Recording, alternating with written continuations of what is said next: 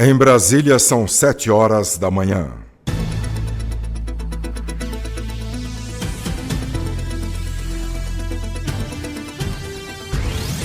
A Rádio Justiça apresenta Revista Justiça.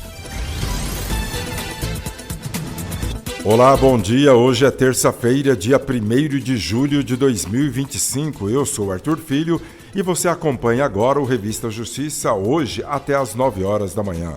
Com os trabalhos técnicos de Luiz Alves, vamos aos destaques do programa de hoje.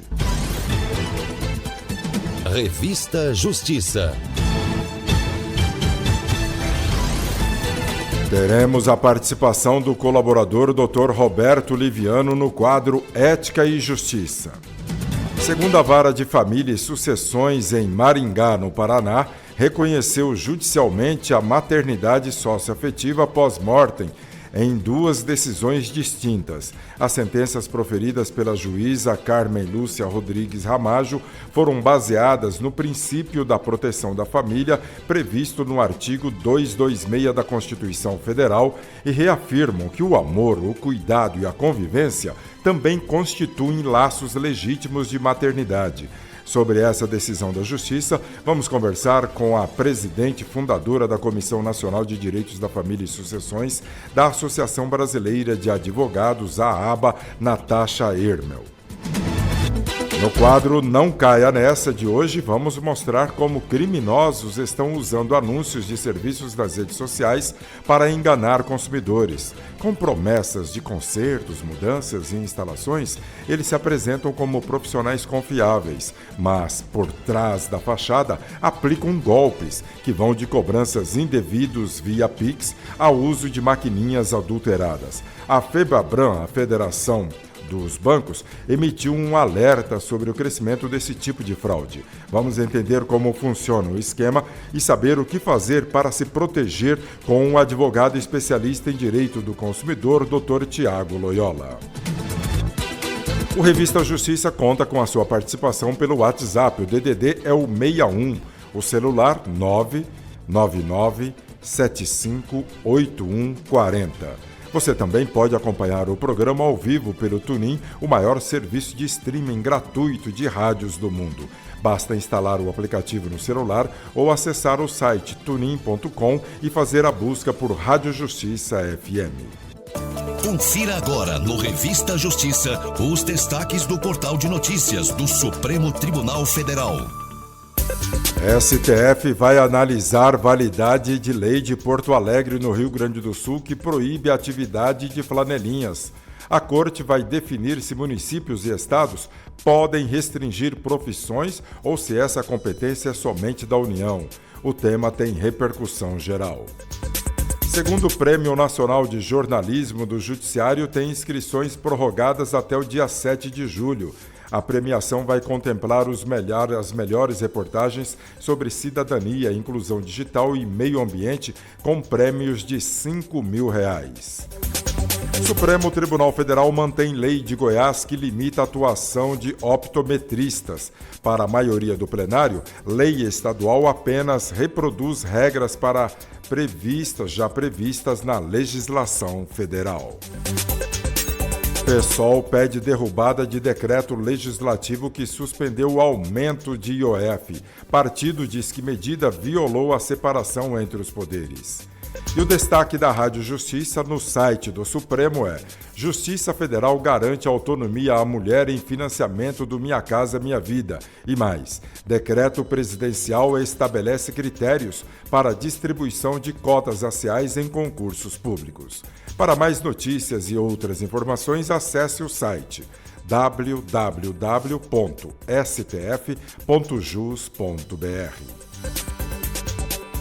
7 horas e 4 minutos. Revista Justiça. Supremo Tribunal Federal marcou as datas para ouvir as testemunhas de acusação e de defesa na ação penal núcleo 2 por tentativa de golpe. A decisão é do relator, o ministro Alexandre de Moraes. De acordo com o cronograma publicado pelo Supremo Tribunal Federal, as testemunhas serão ouvidas entre os dias 14 a 21 de julho por videoconferência. Entre os nomes que irão depor no primeiro dia está o tenente-coronel Mauro Cid, que fechou acordo de colaboração premiada. Ao todo, foram indicadas 118 testemunhas. Algumas são comuns a mais de um réu. Testemunhas com prerrogativa de foro, que são senadores, deputados e outras autoridades, podem escolher local, dia e horário para depor. Com isso, foi fixado o prazo de 5 dias para as defesas dos réus informarem se há necessidade de mudar o agendamento da coleta de depoimentos já fixado pelo Supremo Tribunal Federal. Os depoimentos fazem parte do trâmite da ação penal do Núcleo 2. São 6 réus acusados de elaborar a chamada minuta do golpe, monitorar o ministro Alexandre de Moraes e articular ações com a Polícia Rodoviária Federal para dificultar o voto de eleitores do Nordeste do Brasil nas eleições de 2022. Na mesma decisão em que determina a coleta de depoimentos, o relator, o ministro Alexandre de Moraes, rejeitou pedidos de oitiva de Walter Braga Neto, Rafael Martins, Jair Bolsonaro, Anderson Torres, Felipe Garcia e Mário Fernandes, entre outros investigados. Segundo Moraes, a jurisprudência do Supremo veda a possibilidade de oitiva de corréu e de réus em processos conexos na qualidade de testemunha ou de informante. O ministro também rejeitou uma série de preliminares apresentadas pelas defesas, uma vez que todas já foram analisadas e afastadas por unanimidade pela primeira turma do STF, como as alegações de cerceamento de defesa e violação ao devido processo legal, além da suspeição de ministros do Supremo. Outro detalhe é que os prazos processuais da ação penal não serão suspensos no mês de julho, período de recesso forense, por se tratar de ação penal originária com réu preso. Rádio Justiça, de Brasília, Fernanda Porto. Reportagem especial. Em vigor desde 1965, a Lei de Ação Popular completa 60 anos. O instrumento jurídico é previsto na Constituição Federal e permite a qualquer cidadão brasileiro questionar judicialmente atos do poder público que prejudiquem o patrimônio público, a moralidade administrativa, o meio ambiente ou o patrimônio histórico e cultural. Mais detalhes você ouve na reportagem especial de Fernanda Porto. A gente vai sair passeada!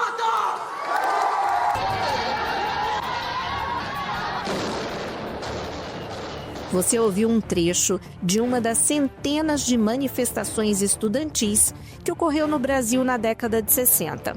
Na época, a principal reivindicação, não só de estudantes, mas de vários movimentos sociais, era de medidas contra a corrupção e a democratização do país, como relembra o cientista político Valdir Pucci. A gente tem que lembrar que a ação popular ela já tinha uma previsão justo na Constituição de 1946. Então, a lei ela veio justamente regulamentar qual era esse papel. E a gente tem que lembrar que nós estamos vivendo nos anos 60 um momento de grande agitação política, não só no Brasil, mas também no mundo. Haja visto os movimentos sociais que começam a destacar, como, por exemplo, a questão dos direitos civis nos Estados Unidos. E no Brasil, nós temos que lembrar que a lei, ela passou pelo regime militar. Ou seja, nós tivemos um período em que o se questionar a ação do Estado, se questionar alguma coisa que se entendia como algo que o Estado fizesse de forma errada, não era muito comum, apesar de termos algumas ações populares que foram propostas nesse período. Foi neste contexto que, em 29 de junho de 1965, foi sancionada a Lei da Ação Popular, que completa 60 anos, neste ano de 2025. O instrumento jurídico é previsto na Constituição Federal e permite que o cidadão brasileiro possa questionar, por meio de ação judicial, atos do poder público que prejudiquem direitos públicos, como explica o professor e advogado especialista em direito constitucional, Silvio Alarcon. A ação popular, ela foi uma das primeiras ações que o direito brasileiro previu que envolve essa chamada tutela coletiva, né? Pela qual um sujeito, agindo em nome próprio, busca do Poder Judiciário tutela para um interesse que não é dele. É um interesse difuso ou coletivo, é um interesse, então, de todo um grupo social ou mesmo de toda a sociedade, que causou lesão ou ao patrimônio público, ou à moralidade administrativa, ou ao meio ambiente, ou ao patrimônio histórico e cultural. Ao longo desses 60 anos, a Lei da Ação Popular possibilitou inúmeros processos com grandes resultados para os brasileiros.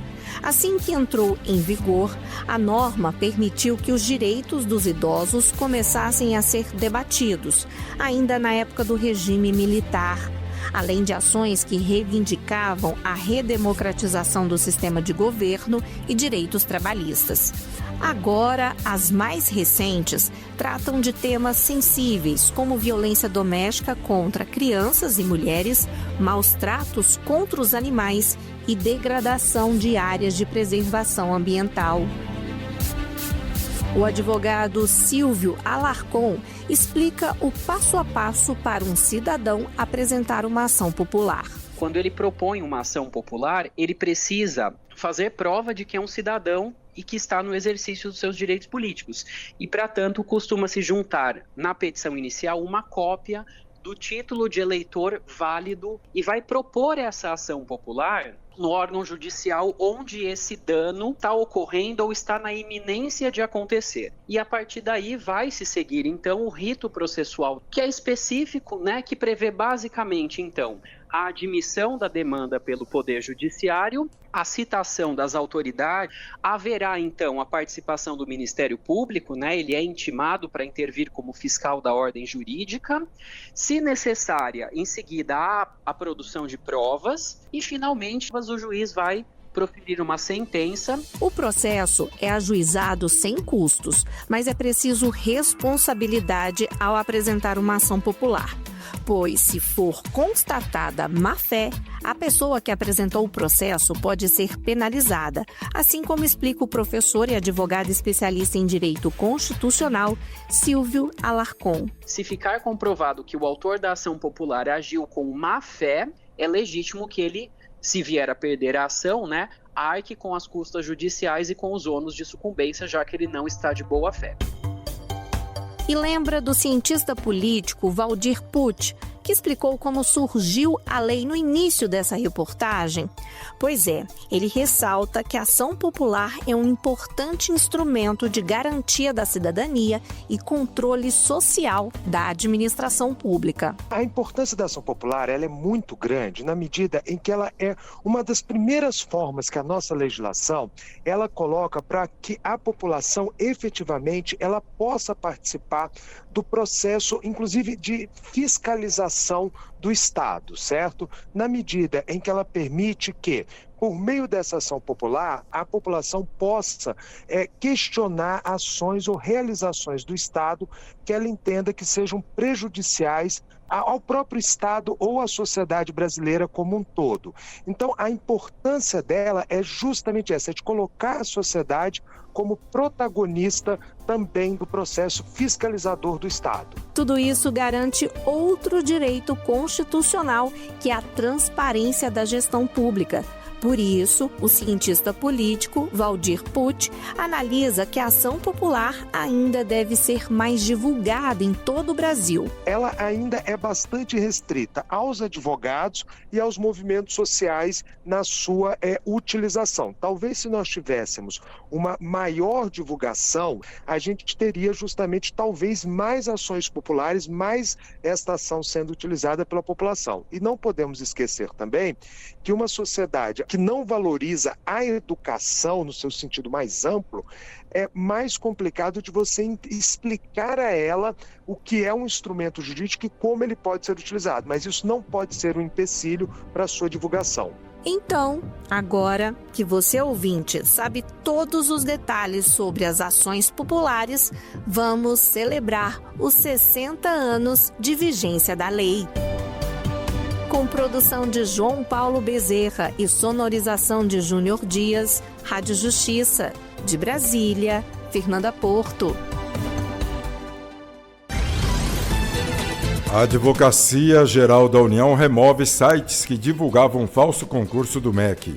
Os fraudadores usavam logomarca e identidade visual do governo para aplicar golpes em usuários. Mais informações com a repórter Valquíria Henriques. Mais uma vez, o governo precisou agir para frear a divulgação de notícias falsas e a aplicação de golpes via internet envolvendo órgãos públicos. Desta vez, a AGU conseguiu a remoção de 2 sites que direcionavam os internautas para uma página fraudulenta que anunciava um suposto concurso público promovido pelo Ministério da Educação. Os sites, que foram removidos após notificação extrajudicial da AGU, eram hospedados por uma empresa internacional sediada no Chipre, país localizado numa ilha do Mediterrâneo. Eles simulavam a página oficial do governo, noticiando tal processo seletivo e induziam o usuário a acessar um novo link que levava a um site para a inscrição. Ao usar a logomarca e a identidade visual do governo, os fraudadores pretendiam dar credibilidade ao golpe e obter de maneira ilícita dados dos usuários e valores referentes ao pagamento da taxa de inscrição do falso concurso. Na notificação, enviada à empresa a pedido do MEC, a AGU cita os links de acesso ao conteúdo falso, aponta a violação dos próprios termos de uso da empresa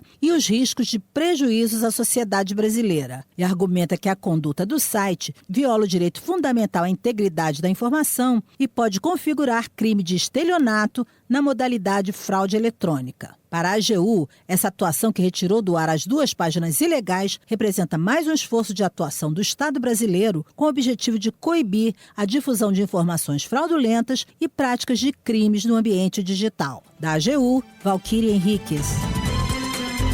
Justiça Federal determina que Instituto Federal de Educação, Ciência e Tecnologia do Maranhão contrate profissionais qualificados em braille para acompanhar a aluna com deficiência visual.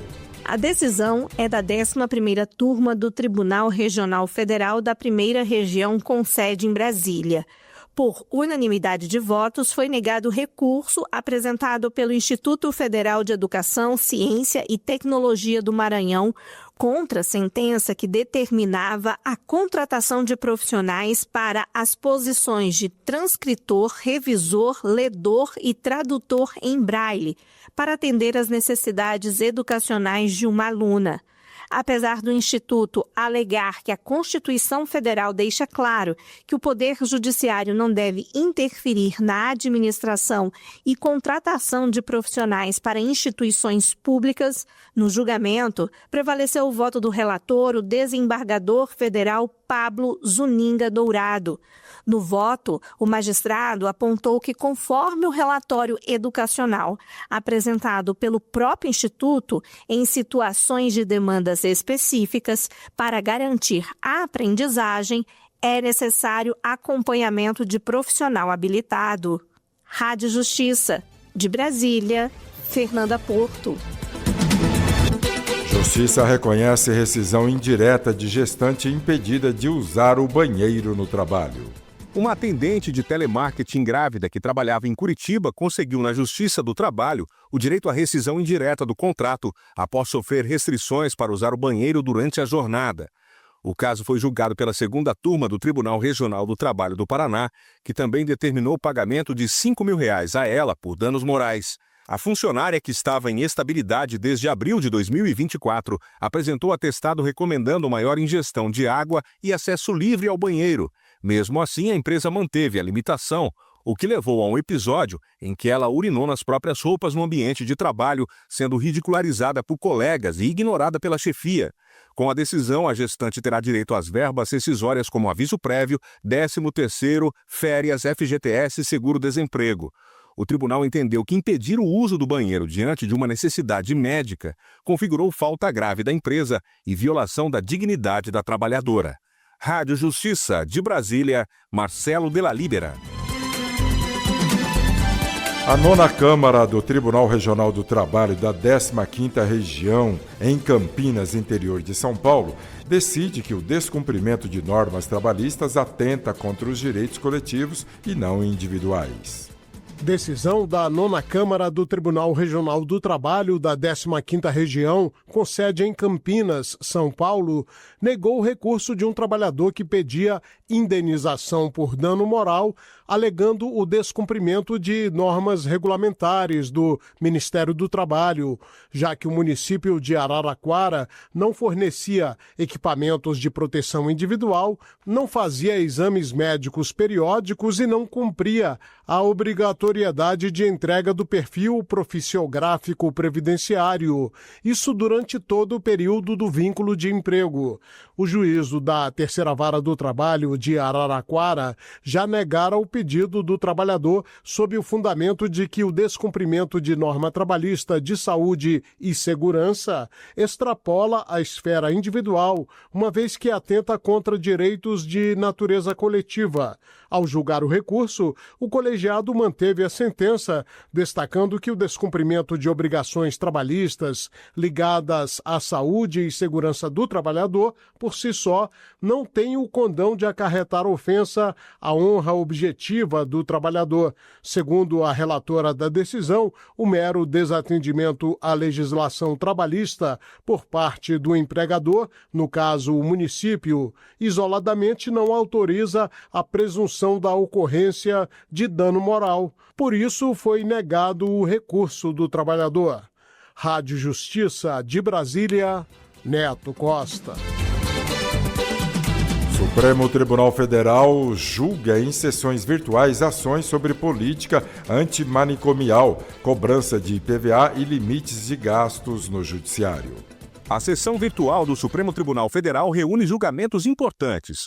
Um dos principais temas é a validade da política antimanicomial do Judiciário, criada pelo Conselho Nacional de Justiça em 2023, que prevê o fechamento dos manicômios judiciários e o atendimento dos internos em unidades do SUS. Outro destaque é a análise de um recurso que discute se bancos podem ser cobrados pelo IPVA de veículos financiados. O plenário também avalia embargos da Advocacia Geral da União sobre o alcance de decisão que exclui as receitas do Judiciário do teto de gastos. Estão em julgamento ainda a exigência de comprovação de baixa renda para concessão da justiça gratuita na Justiça do Trabalho e a suspensão de processos que questionam leis de Goiás sobre o parcelamento de reajuste salarial de servidores públicos. As sessões virtuais ordinárias duram de sexta-feira, às 11 da manhã, até a sexta-feira seguinte, às 23h59, somando 6 dias úteis. Porém, durante o recesso forense de julho, os prazos ficam suspensos e, por isso, o fim da sessão será transferido para 5 de agosto.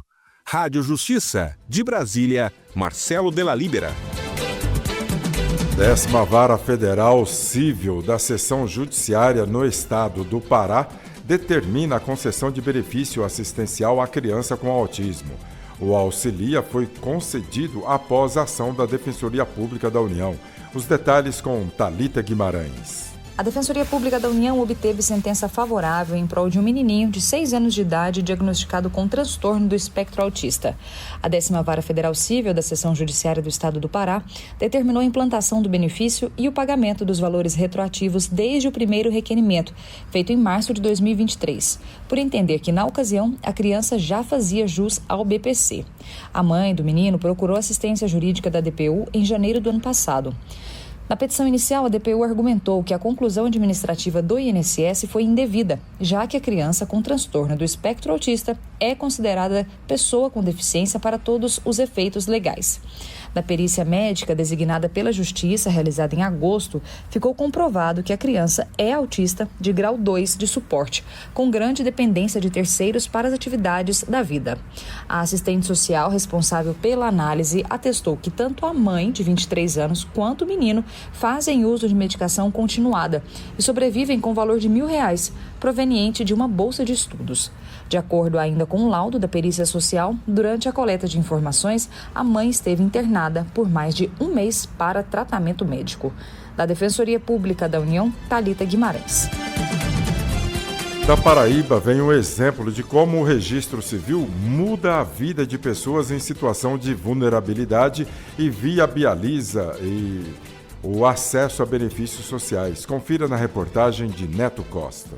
Na calçada de uma movimentada avenida de João Pessoa, capital paraibana, Edivaldo Rodrigues da Silva, um homem em situação de rua que trabalha como flanelinha, encontrou-se com um homem que vestia uma camiseta na qual estava estampada a palavra "Registre-se".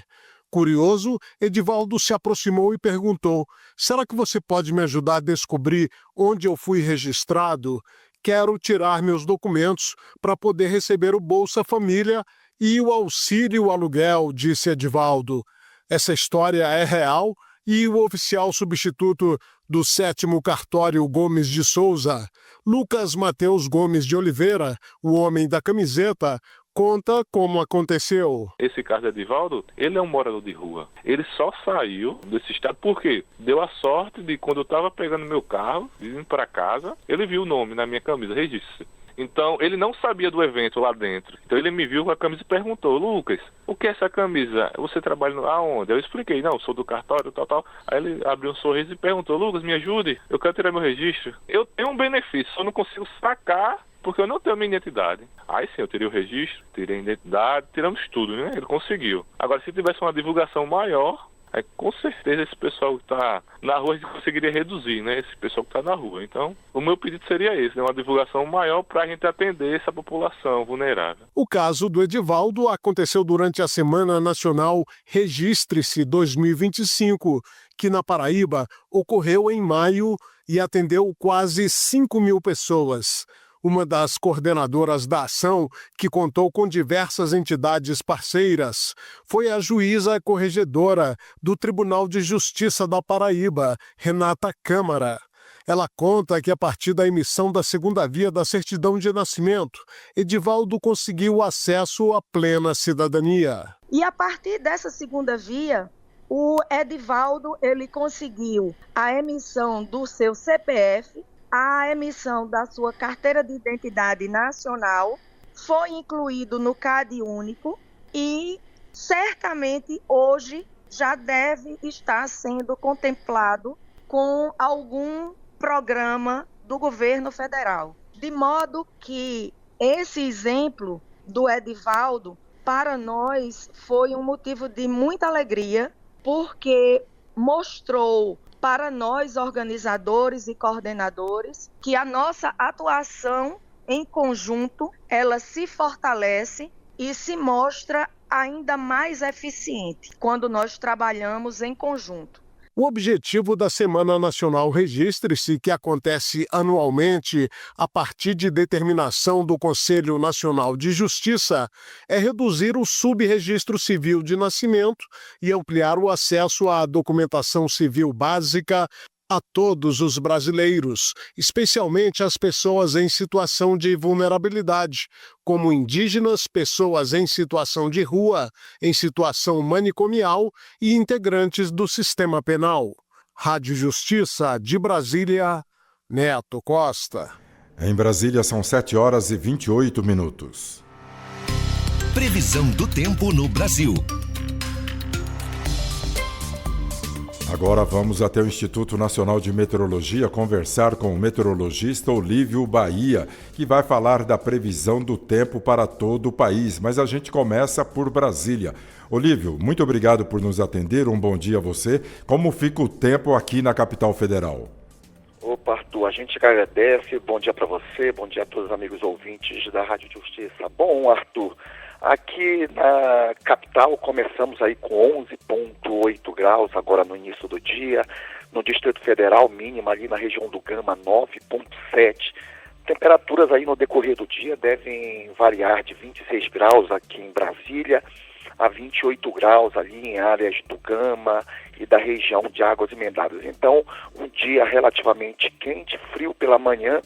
E no meio da tarde, umidade do ar devendo bater a casa dos 30%, 25% em algumas localidades. Então, dias frios ainda, viu, Arthur, durante noite e madrugada, e seco, principalmente no meio da tarde, Arthur. E para as demais regiões, ou melhor, os demais estados do centro-oeste, como fica o tempo, Olívio? Olha, Arthur, também seco, viu? Região central do Brasil, umidade do ar começa a bater valores inferiores a 20%, risco de incêndio elevado, um friozinho ali por áreas do Mato Grosso do Sul, inclusive agora pela manhã, pode ter tido geada ali no extremo sul do estado do Mato Grosso do Sul. Mas no decorrer do dia as temperaturas vão subindo e devem bater a casa dos 33, 34 graus, principalmente no norte de Goiás, norte e nordeste do estado do Mato Grosso. Indo para o norte do Brasil, Arthur, ainda calor, umidade, as pancadas de chuvas que ocorrem especialmente no Acre, áreas do centro-norte do Amazonas, do Pará, Amapá e Roraima. Essas pancadas já ocorrem agora em alguns pontos do Amazonas e do Pará e devem se intensificar aí no decorrer do dia, especialmente entre tarde e noite, onde devem vir acompanhada de raios e rajada de vento. Pouca chance de chuva apenas em Rondônia, sul do Pará e Tocantins. Temperaturas no norte do Brasil devem bater a casa dos 35 graus. Região nordeste chove, especialmente na faixa litorânea. Atenção aí para o litoral entre Sergipe e o Rio Grande do Norte. Vem chovendo bastante nos últimos dias, alguns acumulados em 24 horas da ordem de 100 milímetros até mais.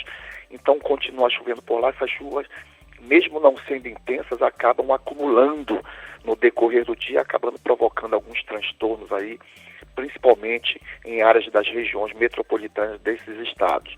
No interior da região, tempo quente e seco, temperatura por lá ainda batendo a casa dos 35 graus, umidade do ar também já chegando aos 20%.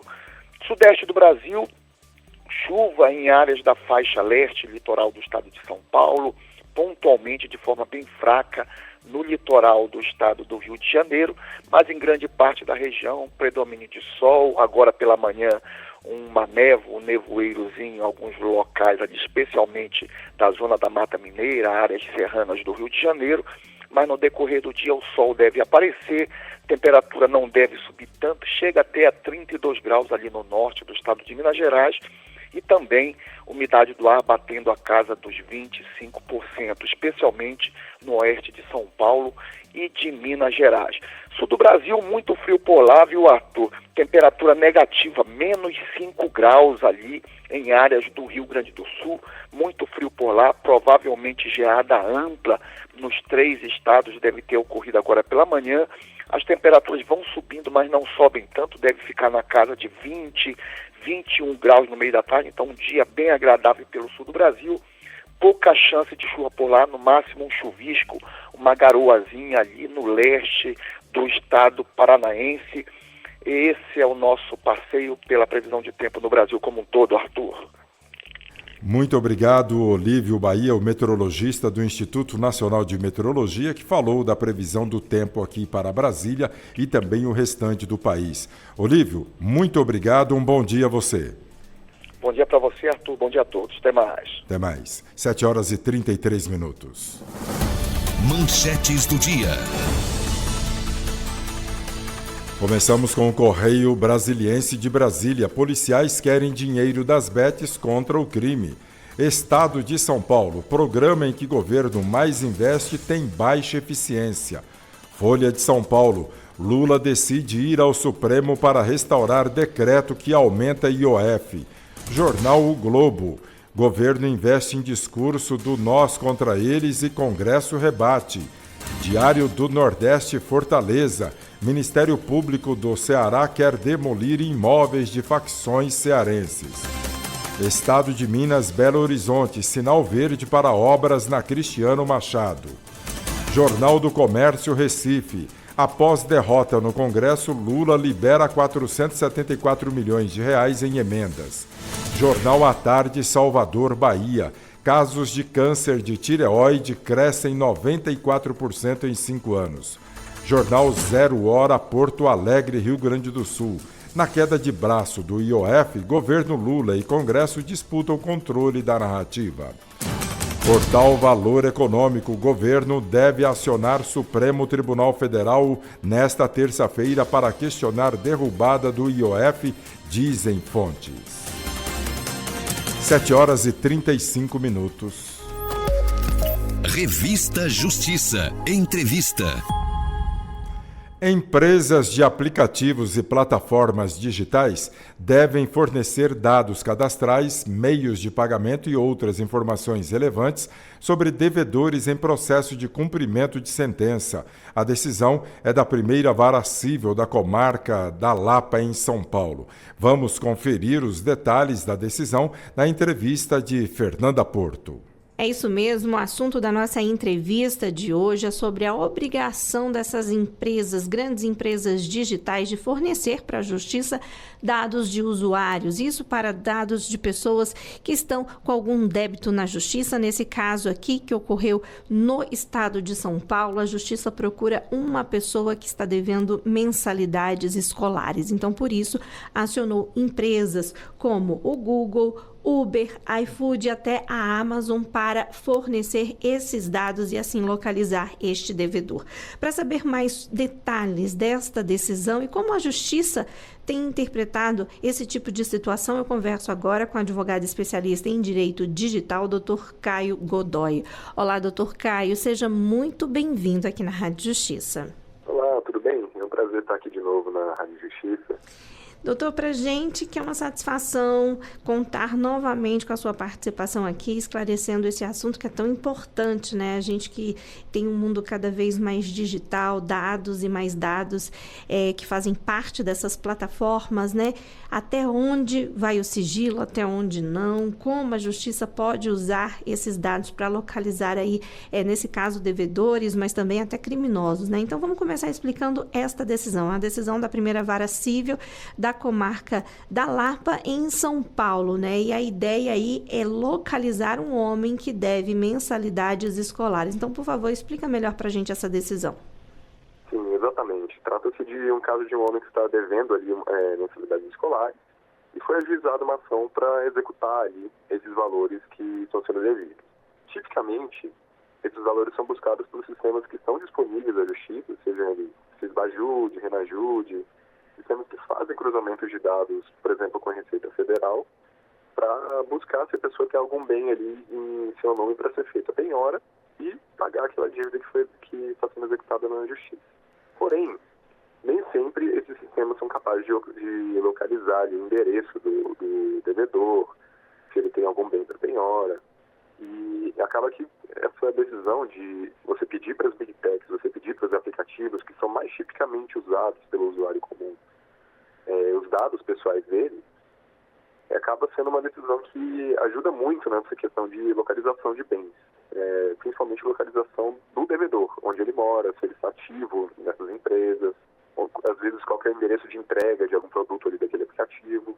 Então, essa decisão já foi tomada em um sentido parecido no final do ano passado, se não me engano, por outras cortes, e é uma tendência que eu encaro como uma tendência cada vez maior, que a gente pare de depender exclusivamente ali daquele cruzamento de dados do Estado, que é utilizado como uma regra e realmente ajuda muito, mas nem sempre pode satisfazer os interesses ali do exequente.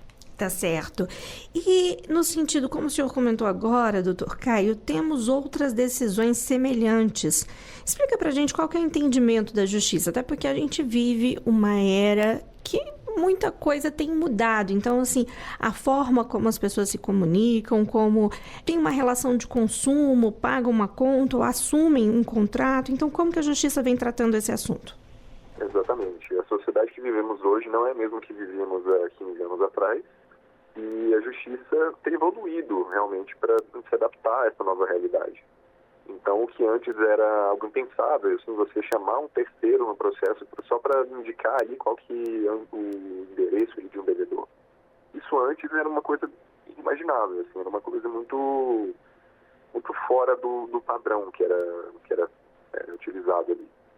Mas hoje em dia, como as pessoas estão cada vez mais pedindo comida por aplicativo, fazendo compras pela internet, enfim, utilizando mais redes sociais e expondo ali toda a sua vida na internet, acaba se tornando muito mais interessante, mais fácil assim, para a justiça se utilizar desses dados que são fornecidos voluntariamente ali pelos devedores para fazer a justiça, para que a justiça seja realmente feita.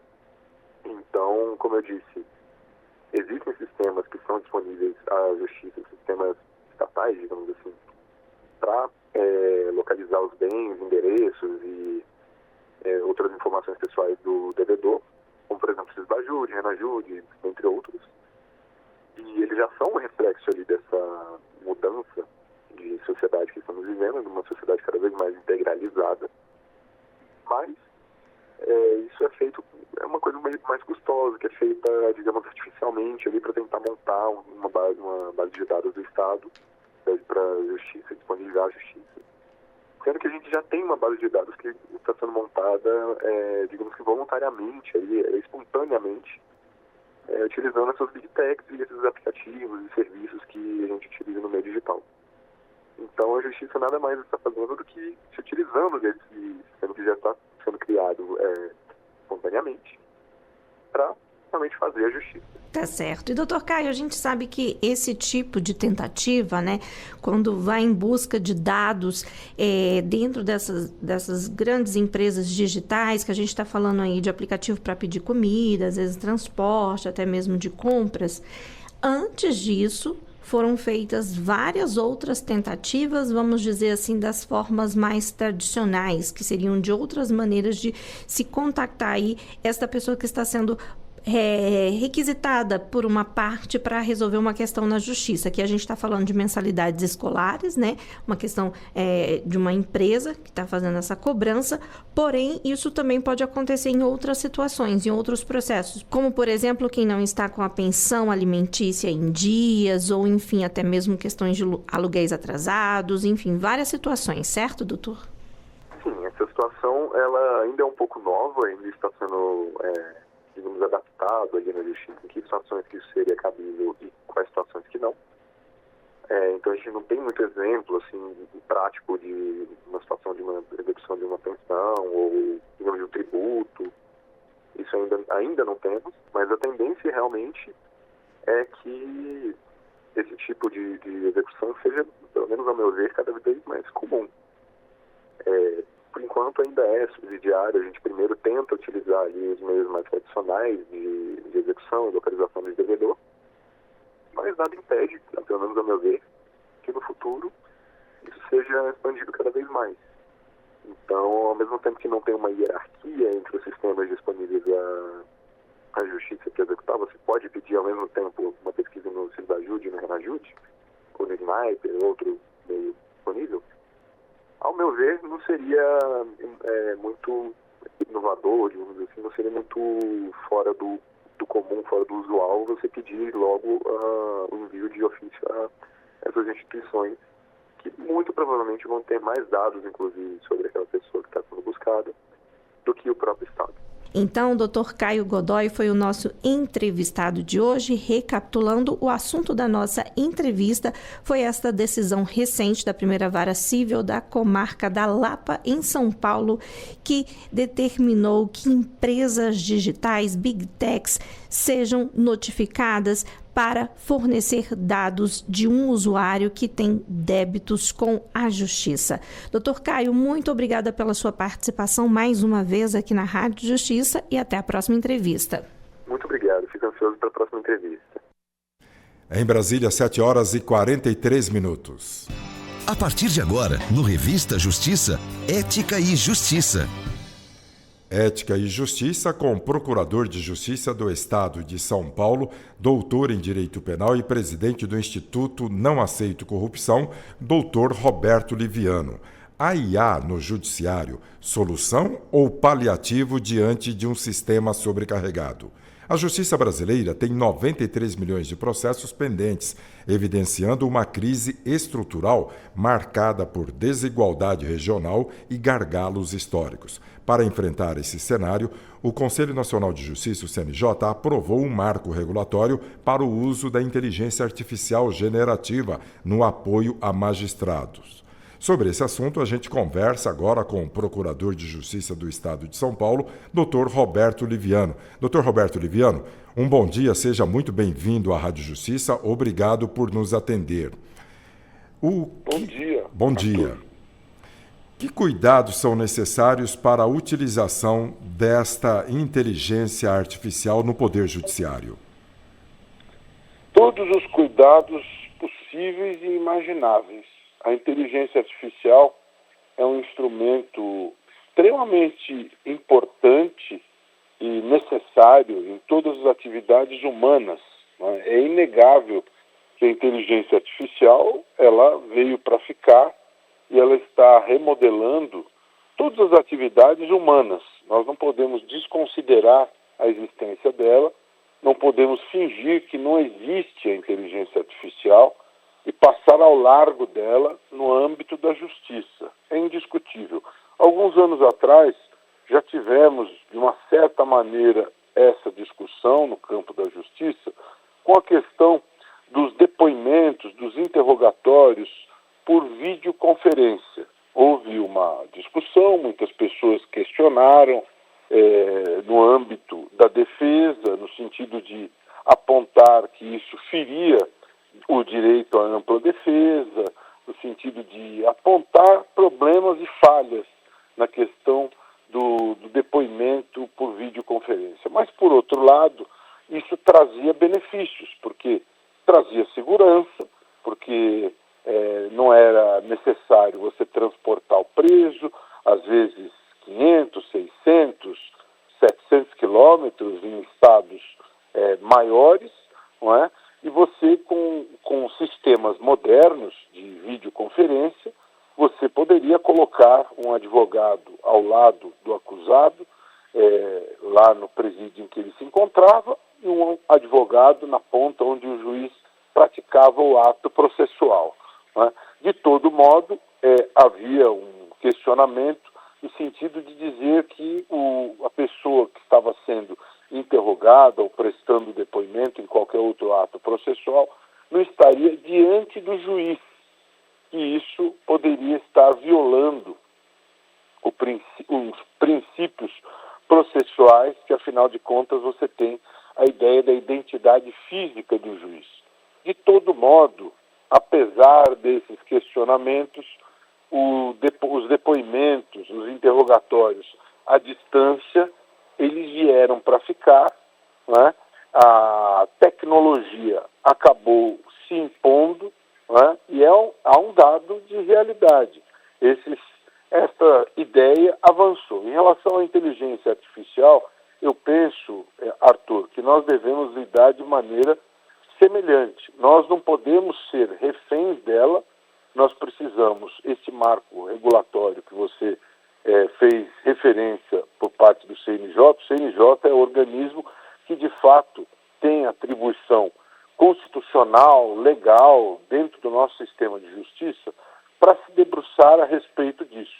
Esse marco regulatório precisa ser observado e eu penso que o CNJ não só deve definir esse marco regulatório, mas ele precisa necessariamente observar, monitorar esse processo muito de perto para que nós possamos verificar de que forma este uso da inteligência artificial ele vai ocorrer concretamente. De fato, nós vamos ter uma distribuição de justiça de boa qualidade, isso vai ocorrer nos termos que se espera por parte da justiça, porque a lógica do humano é a lógica que deve prevalecer na distribuição de justiça. Nós devemos usar tecnologia, devemos agilizar, são dezenas de milhões de processos, sem sombra de dúvida, mas nós não podemos permitir que haja uma desumanização da distribuição da justiça. Essa humanização sempre deve falar mais alto, os princípios, os valores inerentes a cada um dos ramos, das áreas do direito deve estar sempre presente, e a inteligência artificial ela deve ser um instrumento a serviço da eficiência, a serviço da evolução. Desta maneira, eu penso que pode ser salutar, que pode ser interessante, desde que esse processo todo seja acompanhado muito de perto pelo CNJ, para que possamos ter bons resultados dentro dos princípios que devem nortear a boa distribuição da justiça, com valores éticos, com eficiência, com humanismo, com o devido processo legal, né? Desde que tudo isso seja muito bem observado e monitorado, isso não pode ficar correndo frouxo, né? O CNJ tem que estar observando muito de perto em cada uma das unidades da federação, num país continental como o Brasil, para que possamos fazer bom uso da inteligência artificial. As corregedorias também têm um papel absolutamente fundamental, as corregedorias gerais de justiça de cada um dos estados, assim como o próprio Conselho Nacional de Justiça, como eu disse. As corregedorias precisam trabalhar integradas ao CNJ para que nós possamos fiscalizar juntos a essa eficiência do uso da inteligência artificial. O doutor Roberto Liviano, o senhor falou de monitoramento, observação e fiscalização que vai caber ao Conselho Nacional de Justiça, o CNJ. E quanto à agilidade para o trabalho por parte dos servidores do Poder Judiciário, dos magistrados e também das promotorias e advogados, como ficará esse trabalho? Esse trabalho, Arthur, eu penso que nós temos várias gerações aí de funcionários, de magistrados, de membros do Ministério Público. Nem todo mundo, Arthur, está habituado a lidar com essas novas ferramentas. Necessariamente nós vamos precisar passar por um processo de capacitação, de treinamento, não é? É necessário que cada uma das instituições, a Ordem dos Advogados da OAB, os diversos tribunais de justiça, os diversos ministérios públicos, os tribunais e os ministérios públicos com um papel relevantíssimo por parte das escolas superiores, do MP, da magistratura, especialmente no momento em que há o curso de formação dos novos juízes, dos novos promotores, e quem já está na carreira precisa ser recapacitado. Então eu penso que, através das escolas superiores, através da OAB, cada um precisa cumprir a sua jornada no sentido de treinar as pessoas todas que integram todas as carreiras, no sentido de prepará-las para esta nova era do uso da inteligência artificial. Isso não vai ocorrer por iniciativas individuais das pessoas, dos advogados, dos juízes, desembargadores, promotores de justiça, procuradores de justiça, da advocacia pública. Cada um dos atores do sistema precisam ser preparados para essa nova dinâmica. O CNJ definiu o marco regulatório, as regras do jogo, mas temos as regras, temos os limites, temos essa matriz definidora de como isso deve funcionar, mas nós precisamos de capacitação, de treinamento para uso destas ferramentas todas, para que esse potencial de melhora, de rendimento, de eficiência, se transforme em realidade concreta. Não é? Então existe uma possibilidade de ganharmos em eficiência, mas existe aí um longo período de tempo para que tudo isso se converta numa realidade concreta de ganhos para a justiça com o uso da inteligência artificial. O Dr. Roberto Liviano, a Justiça do Paraná deixou de analisar um recurso porque identificou que tinha sido gerado por inteligência artificial. Isso pode se repetir ou ainda vai haver um meio de organizar esta questão? Veja só, eu penso que nós não podemos ser, Arthur, radicais em relação a isso, tá? Veja, o promotor de justiça, o juiz, o advogado, eles têm total liberdade e possibilidade do uso das ferramentas da inteligência artificial para elaborar peças, para elaborar petições. Desde que haja uma supervisão, um monitoramento, desde que haja uma análise de que aquela petição reflita aquilo que ele efetivamente quer requerer, eu não vejo problema, né? Porque é um instrumento de auxílio aos operadores do direito absolutamente válido, desde que isso não esteja dominando o operador do direito. Eu não vejo qualquer tipo de impedimento ao uso da inteligência artificial, né? Eu acho que é absolutamente legítimo e válido. Se o advogado, o promotor, o juiz, ao elaborar uma sentença, ele tem plena consciência até que ponto usou a inteligência artificial, e ele tem... É como a teoria do domínio do fato no direito penal. Se há controle da ação por parte do juiz, do promotor, do advogado, isso é plenamente válido.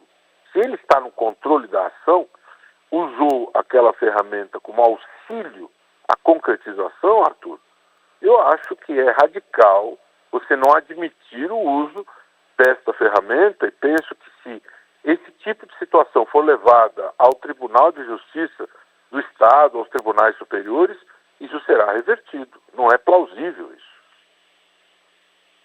Conversando com o Dr. Roberto Liviano, ele que é o presidente do Instituto Não Aceito Corrupção, doutor em Direito Penal e também procurador de Justiça do Estado de São Paulo, falando a respeito da inteligência artificial. Tem um ato simbólico do presidente do Senado, o Dr. Liviano, Davi Alcolumbre, ao sancionar a criação do Dia da Amizade Brasil-Israel. Representa muito mais do que um gesto diplomático. É a reafirmação de uma aliança histórica pautada por valores democráticos, trocas tecnológicas e vínculos humanos profundos? Eu penso que este ato é extremamente importante por uma série de razões, especialmente, e veja você, os judeus do Brasil, Arthur, os judeus da Argentina, os judeus do Chile, os judeus dos Estados Unidos, os judeus do mundo todo, eles nada têm a ver com as decisões políticas dos governantes de Israel. E nós temos observado, desde a guerra, a faixa de Gaza, agora nós estamos tendo esse conflito com o Irã, está havendo um crescimento exponencial, progressivo do antissemitismo. Eu não vou entrar no mérito das decisões de Benjamin Netanyahu, se são corretas, se não são corretas, se há exageros, se esses exageros adentram o campo criminoso, no campo da guerra, em relação a palestinos. Eu não vou entrar neste mérito, que isso deve ser examinado nas instâncias próprias.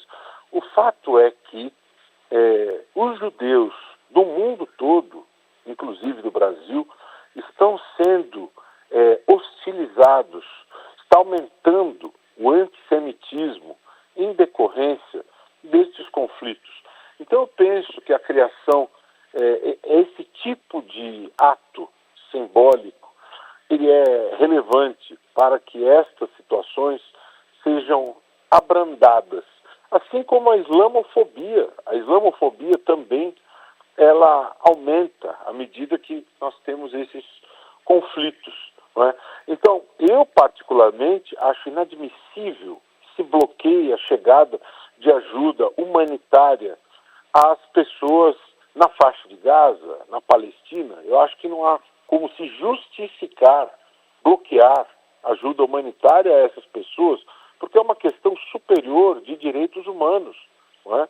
Se se quer atingir alvos militares do Hamas, que atacou Israel injustamente, isto é considerável sob o ponto de vista de reação de Israel, isso pode ser considerado. Agora, os exageros nesta reação, atingindo alvos civis, atingindo crianças desprotegidas, tudo isso pode ser e deve ser condenado, e esse tipo de situação, como eu disse, tem gerado consequências graves para os judeus do Brasil e do mundo todo. Portanto, essa reação é bastante relevante por parte dessa iniciativa do presidente do Congresso, Davi Alcolumbre, é relevante para proteger essas boas relações e, de uma certa maneira, para proteger os judeus que vivem no Brasil e que têm atitude pacífica e que têm boas relações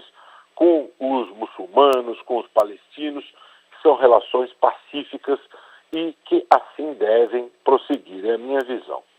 Muito bem. No quadro Ética e Justiça, tivemos a participação do Procurador de Justiça do Estado de São Paulo, doutor em Direito Penal e presidente do Instituto Não Aceito Corrupção, doutor Roberto Liviano. Muito obrigado pelos esclarecimentos e as informações. Até a próxima terça-feira, doutor Liviano. Até a próxima. Sempre uma honra, uma alegria participar aqui da Rádio Justiça. Um forte abraço. Outro. 8h01. Vamos para o intervalo, daqui a pouco a gente volta com mais informações aqui no Revista Justiça.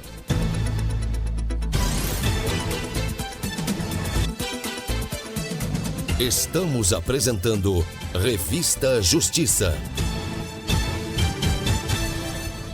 Rádio Justiça Brasília, 104,7 FM. ZYS 898, Rádio Justiça, Brasília, FM 104,7 MHz, 20 kW de potência, uma emissora do Poder Judiciário do Brasil.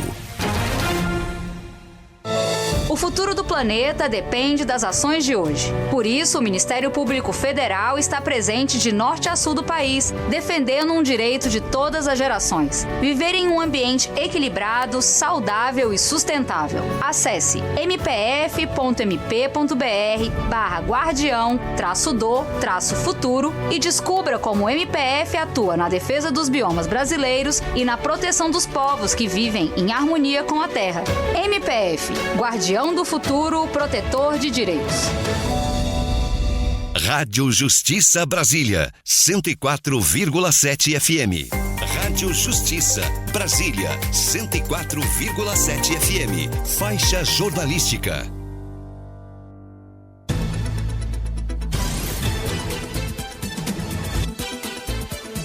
Voltamos a apresentar Revista Justiça. Em Brasília são 8h02. Revista Justiça. Entrevista.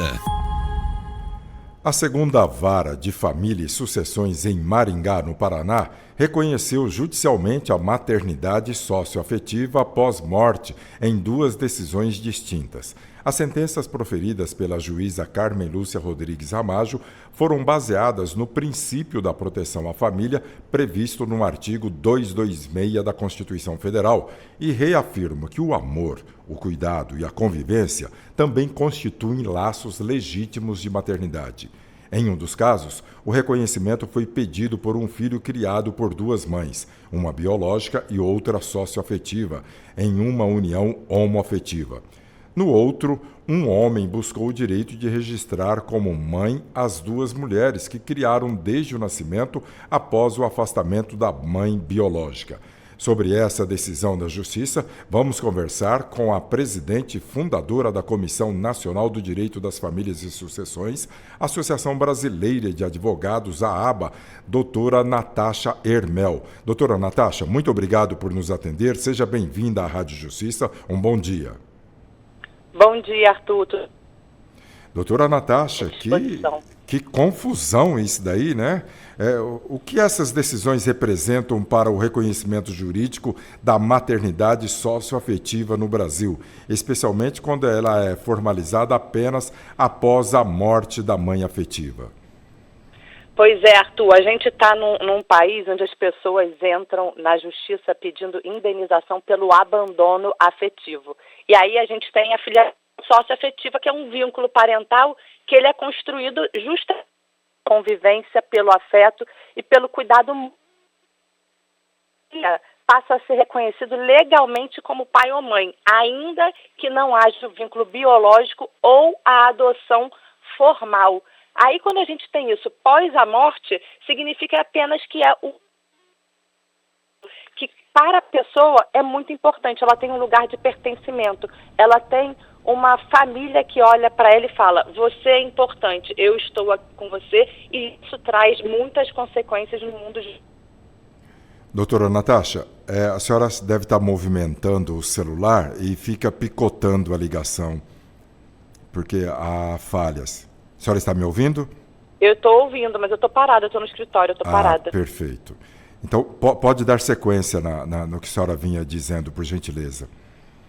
Então, aí eu estava falando para você que a gente está nesse mundo aqui atual, onde as pessoas muito adoecidas, não só doenças físicas, como doenças emocionais, elas estão entrando na justiça pedindo indenização por abandono afetivo. E aí a gente tem, em contraponto, a filiação socioafetiva, que não é a biológica, não é a adoção, mas é um vínculo parental que é construído pela convivência, pelo afeto e pelo cuidado mútuo.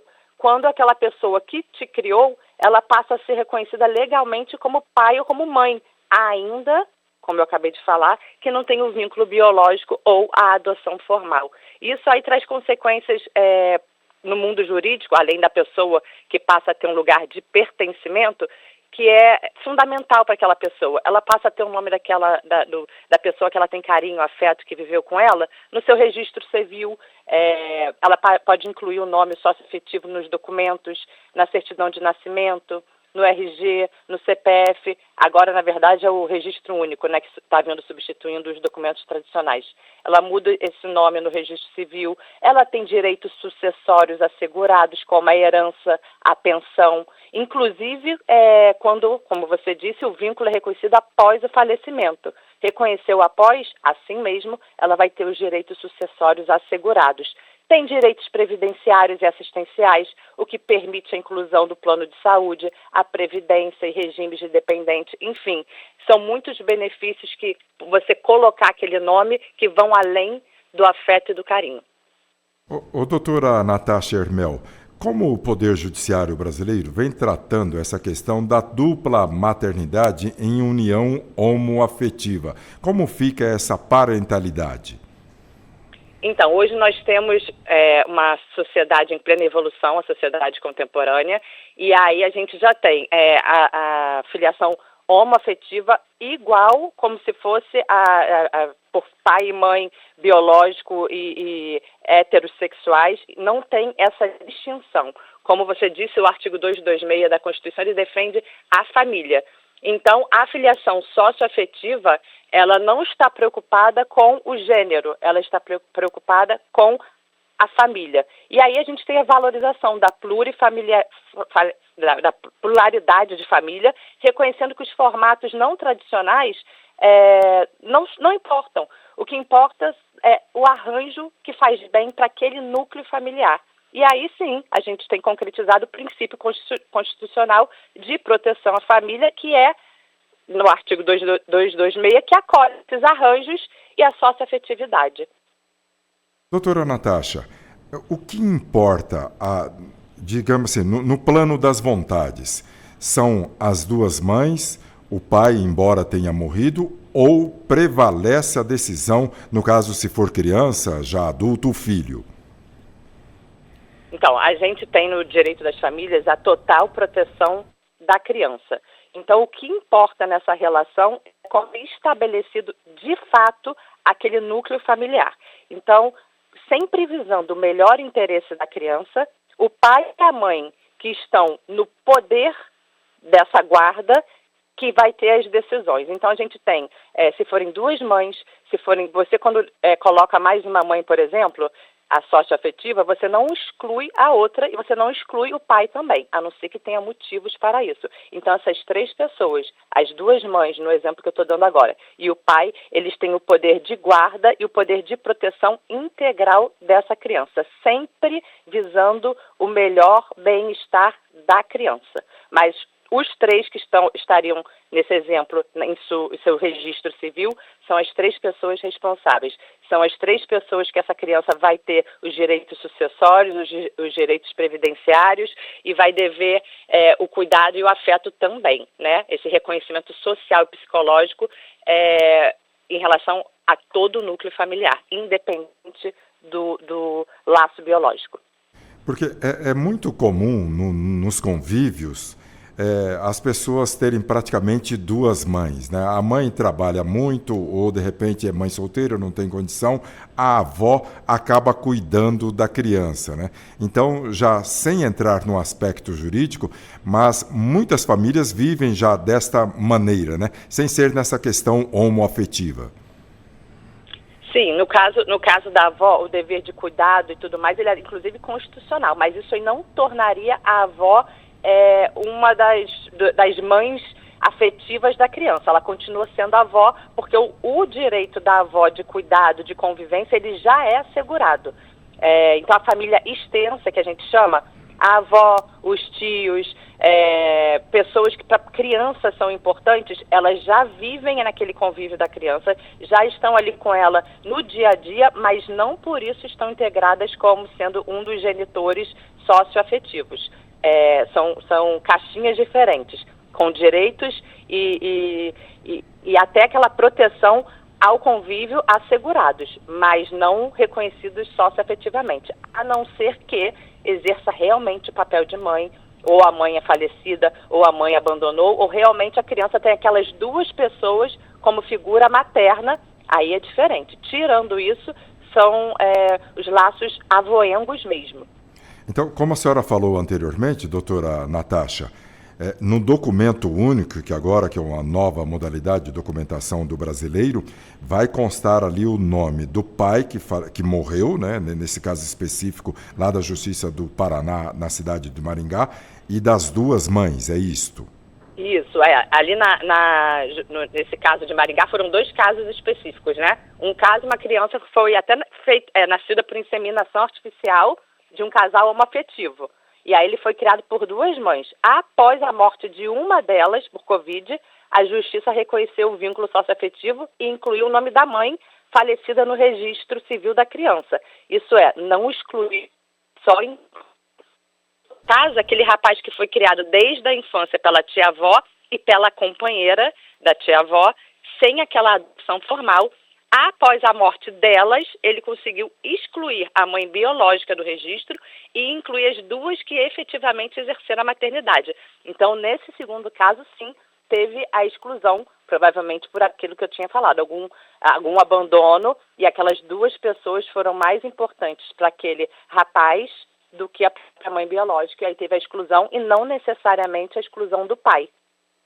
A exclusão da mãe biológica, ela ficando de fora dessa documentação da criança, isso significa, juridicamente, ela não é mais mãe daquela criança. Daí não entra nessa questão da previdência, como a senhora falou logo no começo da entrevista, de partilhas de bens, essas coisas? Então, o normal é essa exclusão total. Agora, tem que ver caso a caso, porque às vezes a pessoa tira do registro, porque aquilo ali faz mal para ela, mas não exclui todas as consequências daquela maternidade. Teria que analisar o processo caso a caso, e sendo excluído mesmo, fim dessa linha aqui, a gente tira essa estirpe, acabam inclusive os direitos. Se for meramente tirar o nome por alguma questão que venha fazer mal psicológico para o rapaz, por exemplo, aí não vai excluir todos os direitos. Teriam que ver caso a caso.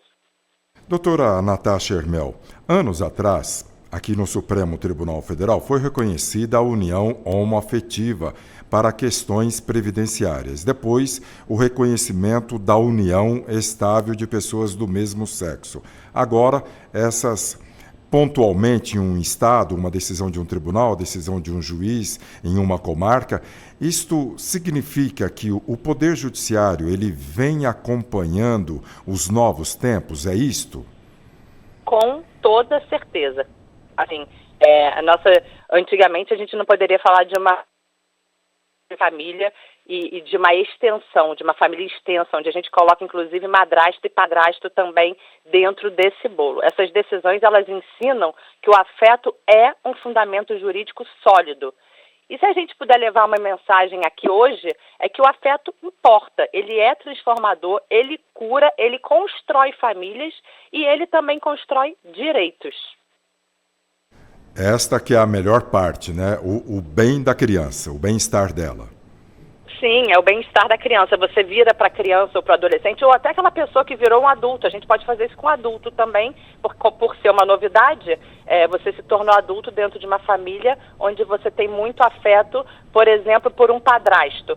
Nesse momento, você vai junto com ele no cartório extrajudicial, coloca esse padrasto no seu registro civil e fica a sensação para a pessoa que só ela sabe. Você pertence, você tem história, você tem família, você tem afeto, você tem quem se importa. Isso você tem amor. Isso aí é a coisa mais bonita que o direito pode fazer pela gente.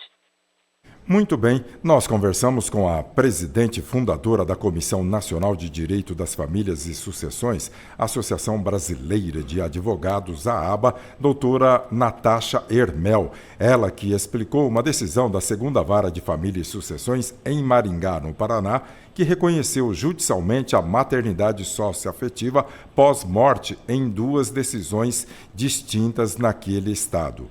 Doutora Natasha Hermel, muito obrigado pelos esclarecimentos da senhora aqui e pela participação. Um ótimo dia.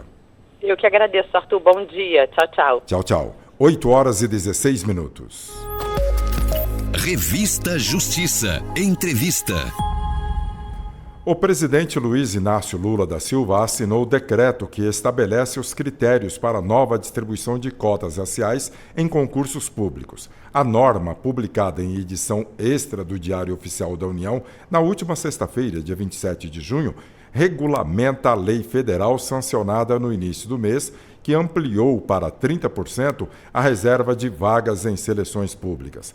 Conforme o decreto, 25% das vagas são destinadas a pessoas pretas e pardas, 3% a indígenas e 2% a quilombolas. A regra se aplica a concursos e seleções realizados por órgãos da administração pública federal direta, autarquias, fundações públicas, empresas públicas e sociedades de economia mista sob controle da União. Sobre essa decisão da Justiça, vamos conversar com a advogada especialista em crimes raciais e de gênero, doutora Patrícia Guimarães. Doutora Patrícia, um bom dia, seja bem-vinda à Rádio Justiça. Como a nova regulamentação das cotas raciais impacta o combate às desigualdades raciais no acesso ao serviço público, doutora Patrícia?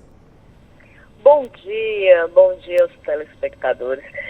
Obrigado pelo convite.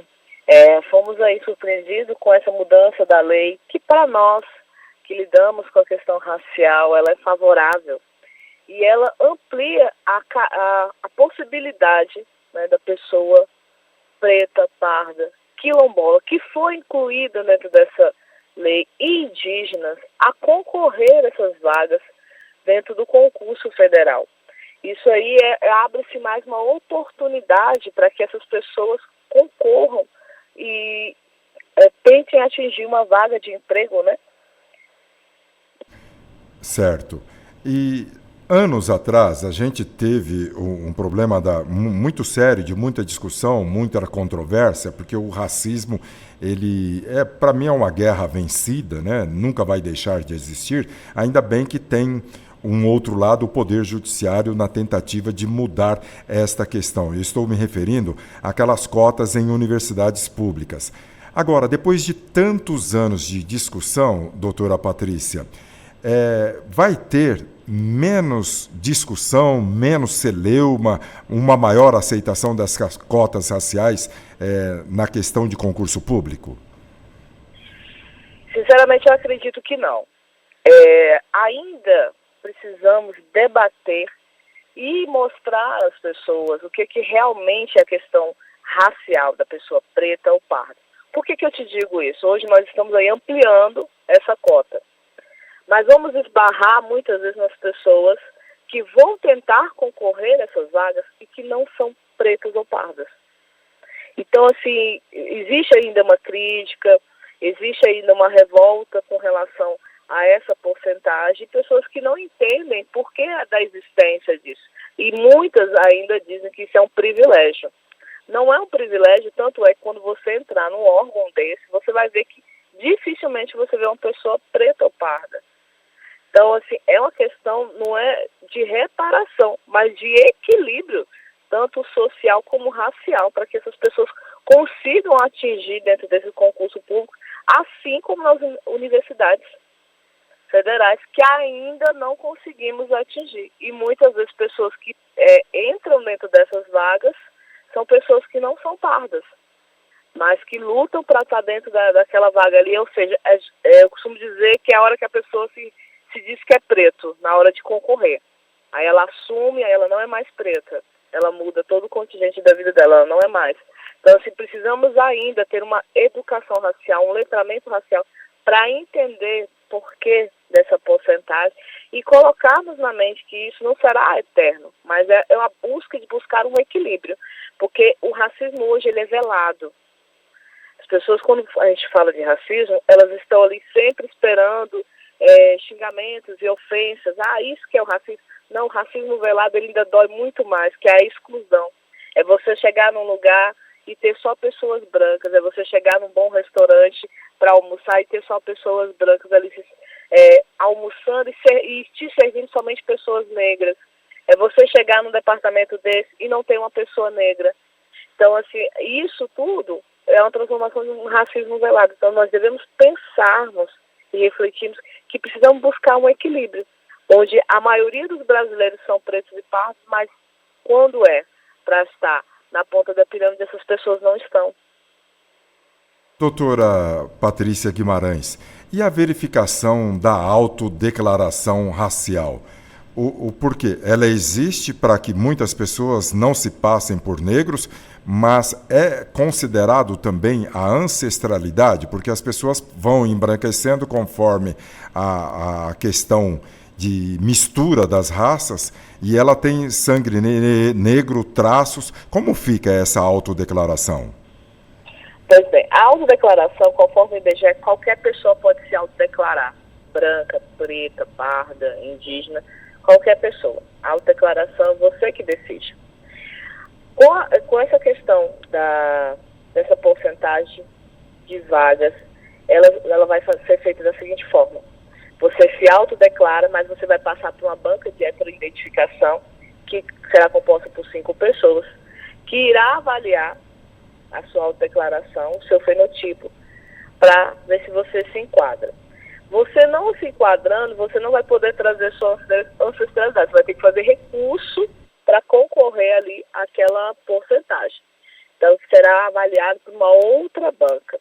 É a única coisa que eu vi na lei que a gente vai ainda esbarrar um pouco, porque para você apresentar essa questão da ancestralidade, das suas origens, você vai ter que fazer de forma recursal se você precisar. E essa questão da possível fraude, a má-fé da autodeclaração, pode haver punição? Já tem algo previsto, doutora Patrícia Guimarães? Nessa lei, propriamente dito, ela não traz no bojo dela, tá, uma sanção para esse tipo de, vamos colocar assim, falsidade de autodeclaração, né?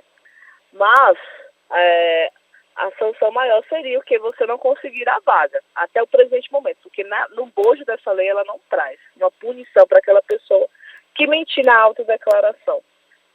Essa questão, quando a gente fala de autodeclaração e de concorrência, eu posso trazer até a minha própria origem. Eu tenho origem quilombola, mas lendo o bojo da lei, não me vejo concorrendo dentro da vaga, porque eu teria que trazer uma documentação de que eu nasci ali, que a minha convivência é ali. Eu tenho minha ancestralidade toda dentro de quilombo, como meus tataravós, avós e pai, mas eu não fui criada propriamente dita lá, dentro do quilombo. Então, se eu trouxesse uma declaração dizendo que eu nasci ali ou que eu convivi ali, estaria mentindo. Então, assim, eu acredito que também a gente tem que olhar e ver que estaria ali composto de mentiras, que seria uma fraude.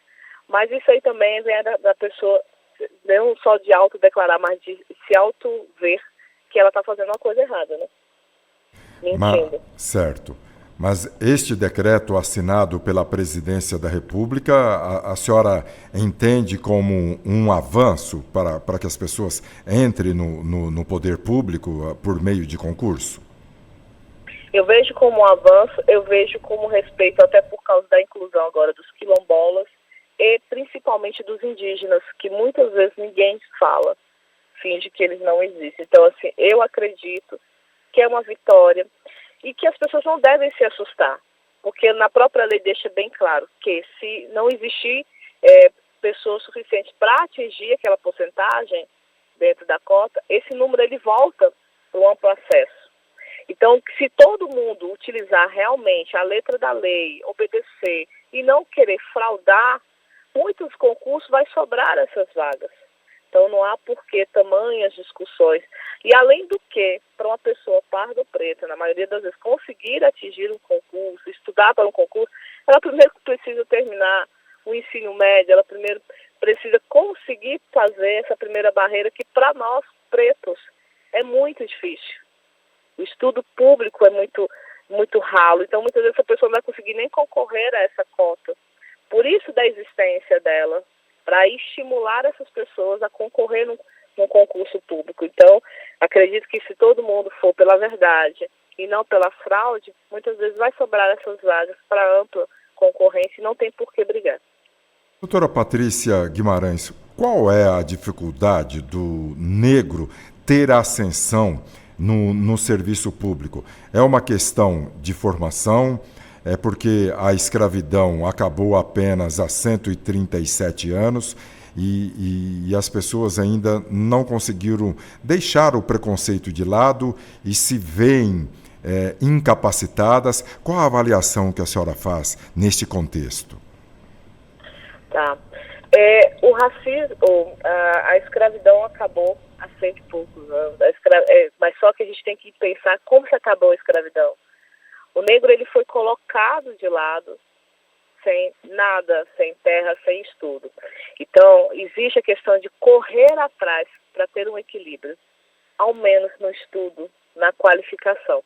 Então, hoje, a principal dificuldade somos a maioria que sofre mais violência, somos a maioria pobre, somos a maioria sem estudo. Mas isso porque a nossa ancestralidade não teve. Então, hoje a busca é, primeiro, por uma educação básica, por uma condição social, buscar esse equilíbrio para poder concorrer. Hoje, esse é o real problema da pessoa preta, porque quando você fala da pessoa preta e você não vê ela lá na ponta da pirâmide, você tem que ver a questão não só da cor, mas a questão social. Que para que ela atinja a ponta dessa pirâmide, ela precisa de estudo, ela precisa de qualidade de vida, ela precisa de uma vida digna para conseguir estudar.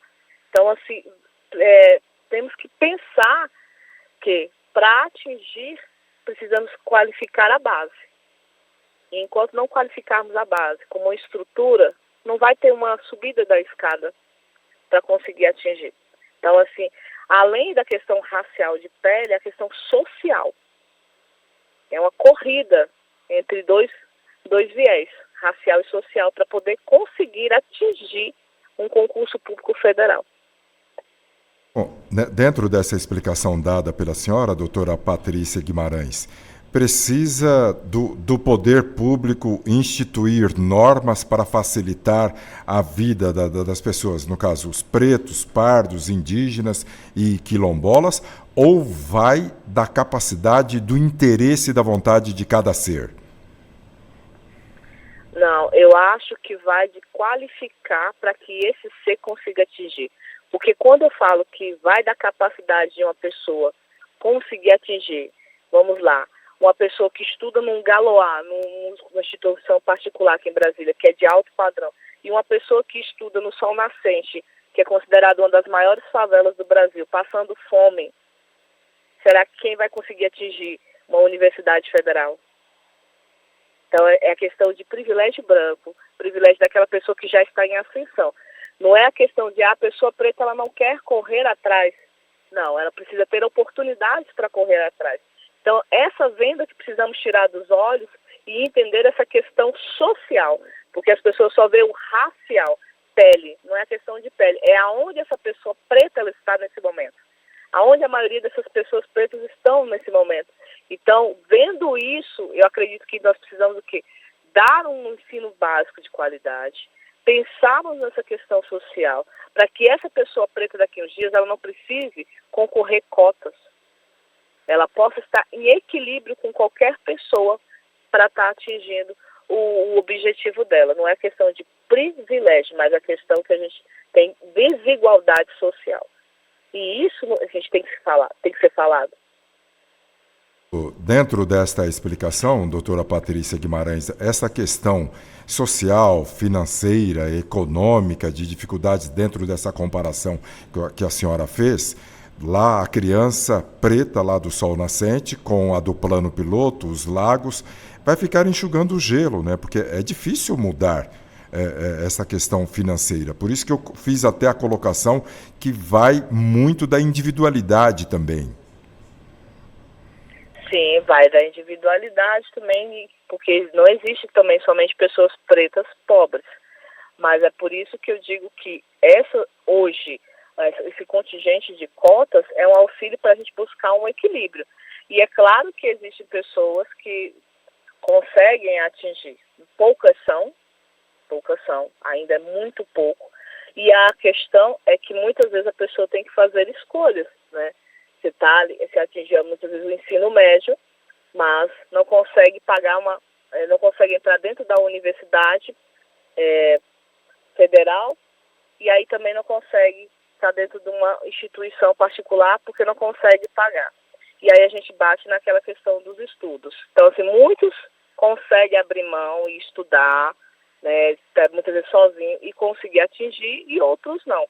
Então, assim, existe também, claro, a pessoa que se coloca numa posição de buscar mais, de querer mais, mas existe aquela pessoa que não vai ter condição, não é só questão de o dinheiro no bolso, mas a questão que ela vai ter que fazer opções. Ou eu paro aqui e vou ajudar minha família, ou eu paro aqui e vou tentar do jeito que está, porque eu não consigo mais. Mas, no contexto geral, ainda há necessidade desse impulso para que haja esse equilíbrio. Não concordo que seja uma coisa de eterno, mas eu concordo que seja a questão que chegou um determinado tempo que existe aquele equilíbrio, aí a gente vai ter o potencial de andarmos de uma forma mais igualitária, porque também nós queremos que a gente consiga chegar a ser todos ali, né, estar no mesmo patamar de concorrência, né, porque isso levaria muitas décadas e séculos. Então, a gente não sabe o que vai ser desse viés aqui para frente. Muito bem, nós conversamos com a advogada especialista em crimes raciais e de gênero, doutora Patrícia Guimarães. Ela que falou a respeito de um decreto assinado pela Presidência da República que estabelece os critérios para a nova distribuição de cotas raciais em concursos públicos, preservando de 30% as vagas para seleções públicas. No decreto prevê 25% de vagas que serão destinadas às pessoas pretas e pardas, 3% a indígenas e 2% para quilombolas. Doutora Patrícia Guimarães, muito obrigado pela contribuição aqui no programa Revista Justiça. Um ótimo dia, senhora. Obrigada. São 8h33, nós vamos a intervalo e daqui a pouco você vai acompanhar a última sessão deste primeiro semestre do Tribunal Superior do Trabalho. Em instantes.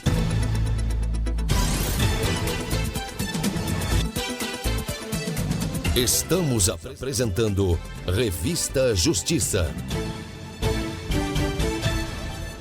Rádio Justiça Brasília, 104,7 FM. A Rádio Justiça está celebrando 21 anos, totalmente premiada.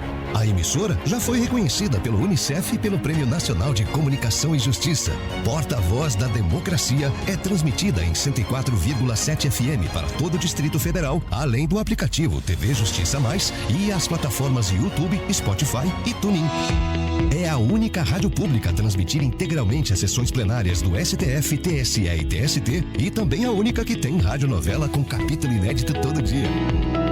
A Rádio Justiça conta com faixas musicais, culturais e jornalísticas. E nos últimos meses, teve um crescimento de quase 20% em sua audiência, segundo dados da Cantar Ibope.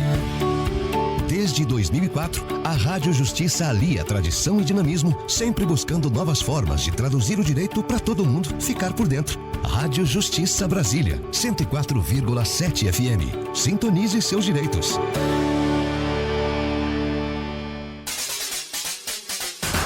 De segunda a sexta-feira, a partir do meio-dia, você acompanha aqui em 104,7 FM o Jornal da Justiça. O noticiário do Poder Judiciário repercute as principais decisões de todo o país, com a participação de especialistas.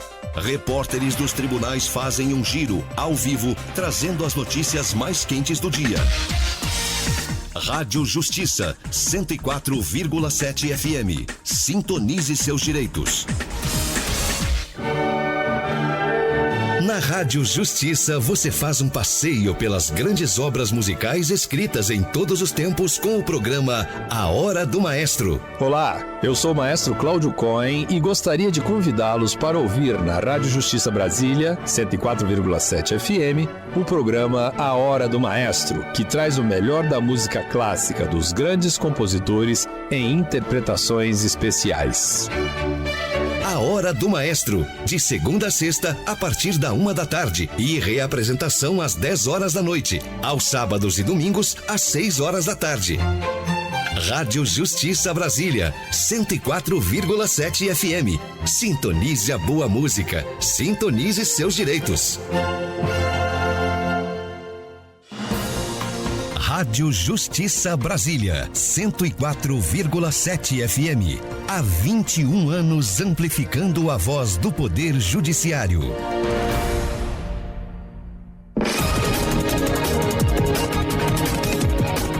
A Rádio Justiça faz parte do seu dia a dia, levando as decisões do Poder Judiciário para todo o Brasil e também para o mundo.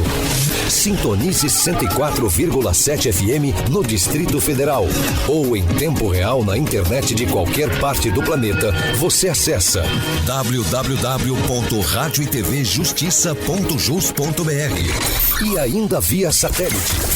Star One D2, frequência de descida 3.925 MHz.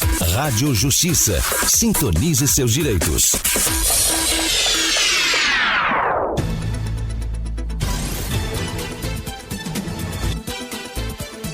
Voltamos a apresentar Revista Justiça. Em Brasília são 8 horas e 37 minutos. A partir de agora, no Revista Justiça, Direito do Trabalho. E a nossa convidada neste quadro Direito do Trabalho é a advogada trabalhista, a doutora Cíntia Fernandes. Ela que vai comentar como foi o primeiro semestre deste ano das decisões dos julgamentos no Tribunal Superior do Trabalho, o TST. Primeiramente, doutora Cíntia Fernandes, seja bem-vinda à Rádio Justiça. Muito obrigado pela presença e a participação aqui nos estúdios. Muito bom dia, muito obrigada pelo convite, pela participação, é sempre uma honra. Bom dia a todos os ouvintes. Estamos aqui para conversar um pouquinho sobre essa matéria tão importante que é matéria trabalhista. Então, daqui a pouco, às 9 horas, começa a última sessão do TST deste primeiro semestre do ano de 2025. No decorrer deste primeiro semestre, o que a senhora destacaria de relevante que vai ao encontro da população votado pelos ministros do TST? Um dos pontos altos desse semestre em relação aos julgamentos do Tribunal Superior do Trabalho refere-se às 21 teses que foram proferidas, determinadas em fevereiro deste ano. Então, a importância ela consiste justamente no fato de que essas teses vinculantes como o próprio nome diz, ela tem natureza obrigatória de seguimento pelos tribunais regionais e pelos magistrados de primeiro grau, os julgadores de primeiro grau. Então, diferentemente de uma outra jurisprudência que o tribunal fixa como orientação, mas os tribunais podem decidir de outra forma. Nesse caso dessas 21 teses, que foram divulgadas em fevereiro deste ano, não. Elas têm, assim, orientação obrigatória de segmento. Elas são vinculantes. E nessas 22 teses foram definidos vários temas importantes relacionados ao cotidiano das ações trabalhistas, do processo trabalhista e do próprio conteúdo de direito do trabalho. A senhora destacaria quais, por exemplo, doutora Cíntia? São várias teses, né? São 22. Uma muito importante é relacionada à questão do intervalo para a mulher em caso de horas extras. Então, é um tema já objeto da CLT, mas que havia muitos julgamentos de natureza distinta. E ali o TST fixou, bateu o martelo, que a mulher, né, no caso em que ela vai exercer sobrejornada, vai prestar horas extras, ela tem direito a um intervalo ali antes de começar as horas extras. Um outro tema importante refere-se à questão da impossibilidade de pagamento de FGTS direto ao empregado nos casos de reclamação trabalhista. Então, acontecia muito desse montante ser pago diretamente ao empregado. Então, no caso, tem que ser depositado na conta vinculante, por exemplo. Nós temos também como tema importante a questão da prova testemunhal. Acontece muito de a testemunha, convidada pelo reclamante, ter também a ação contra o empregador. Então, muitas vezes, nesse caso, a testemunha ela era recusada pelos julgadores, por entender que teria suspeição, por ela também ter proposto uma ação contra aquele empregador do reclamante. E aí, nesse caso, a situação do reclamante ficaria muito complicada, porque acontece muito essa situação, né?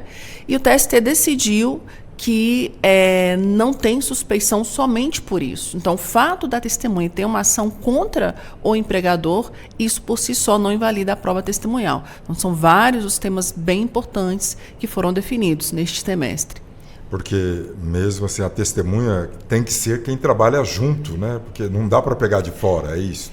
Exatamente. Quem testemunhou ali a situação trabalhista são os empregados. Logicamente. Então, existe uma dificuldade muito grande em relação ao reclamante, que é quem está trabalhando tem receio de testemunhar, muitas vezes. Então, há essa dificuldade, né, com medo de ter uma represália ali no âmbito daquela empresa, daquela instituição. Então, há uma resistência nesse sentido. E, muitas vezes, quem já saiu já apresentou uma ação contra aquele empregador. Então, fica difícil fazer essa prova testemunhal, muitas vezes, por parte do reclamante. E aí, nesse caso, não tendo outras situações de impedimento da prova, sendo por isso só, ficou consignado que não é motivo de afastamento da prova testemunhal pelo fato da testemunha também ter ação contra a empresa. Certo.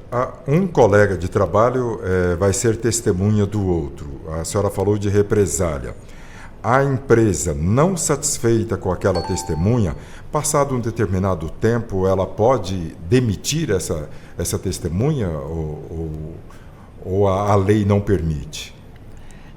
Pelo fato dela ter testemunhado em juízo, né, e não ter trazido inverdades em juízo, mas relatado o que de fato ocorreu, uma dispensa dessa testemunha geraria uma dispensa de natureza discriminatória e de perseguição mesmo.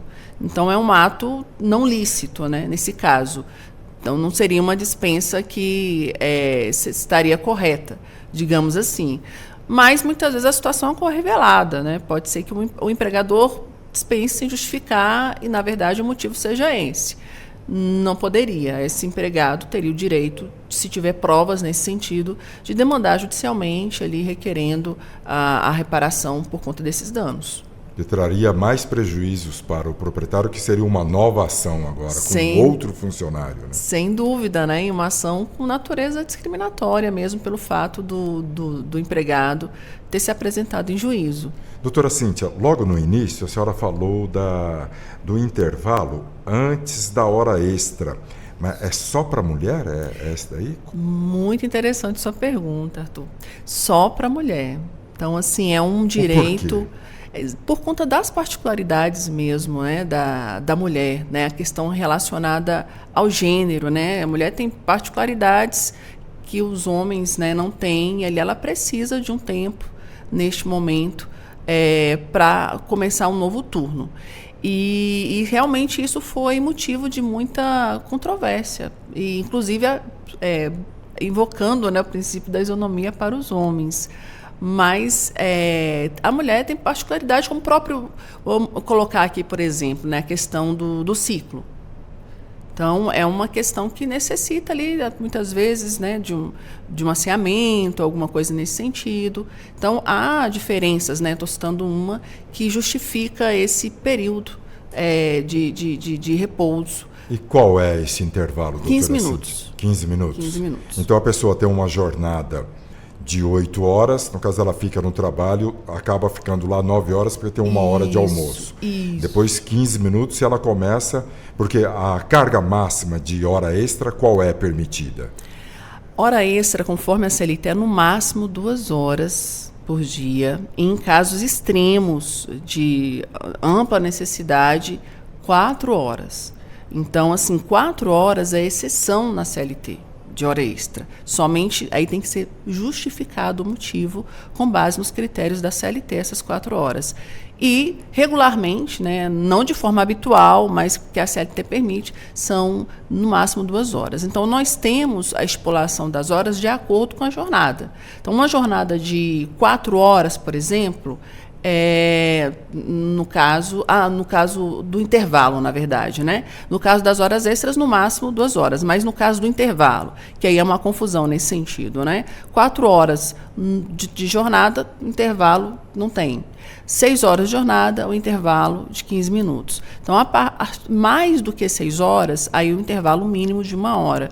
E aí, no máximo, nessas atividades, 2 horas extras, sem necessidade de justificativa, e no máximo 4 com a necessidade de justificativa.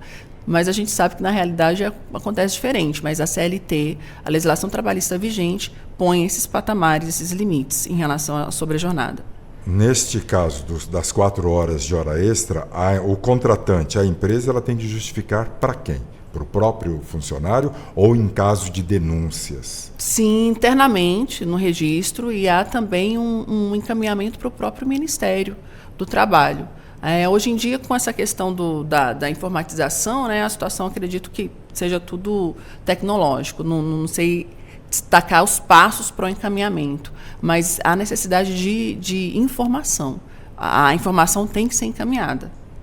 Certo. Estamos conversando com a doutora Cíntia Fernandes, advogada trabalhista, que estará conosco, e daqui a pouco ela vai comentar também sobre a última sessão do TST, que acontece neste primeiro semestre de 2025. A sessão vai começar, a transmissão você vai poder acompanhar aqui pela Rádio Justiça e também pela TV Justiça, a transmissão da sessão plenária do TST.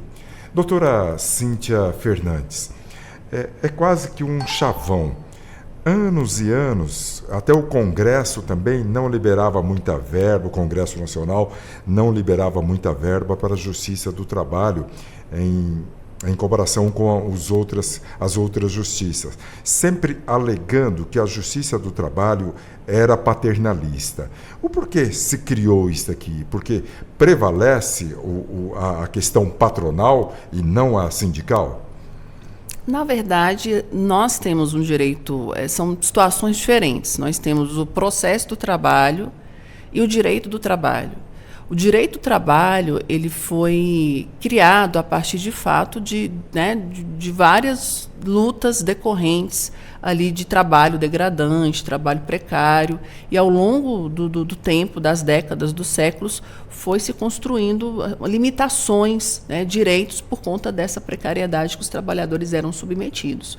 Então, o direito do trabalho, ele é um direito que veio justamente para limitar as condições de trabalho. É um direito de fato protetor, O direito do trabalho, assim como o direito consumidor.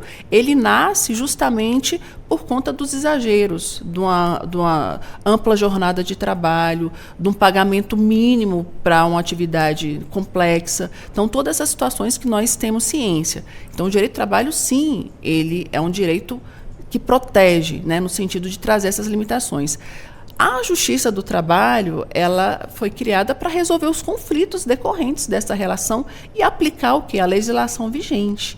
Mas ela não tem essa natureza de estar voltada para o trabalhador.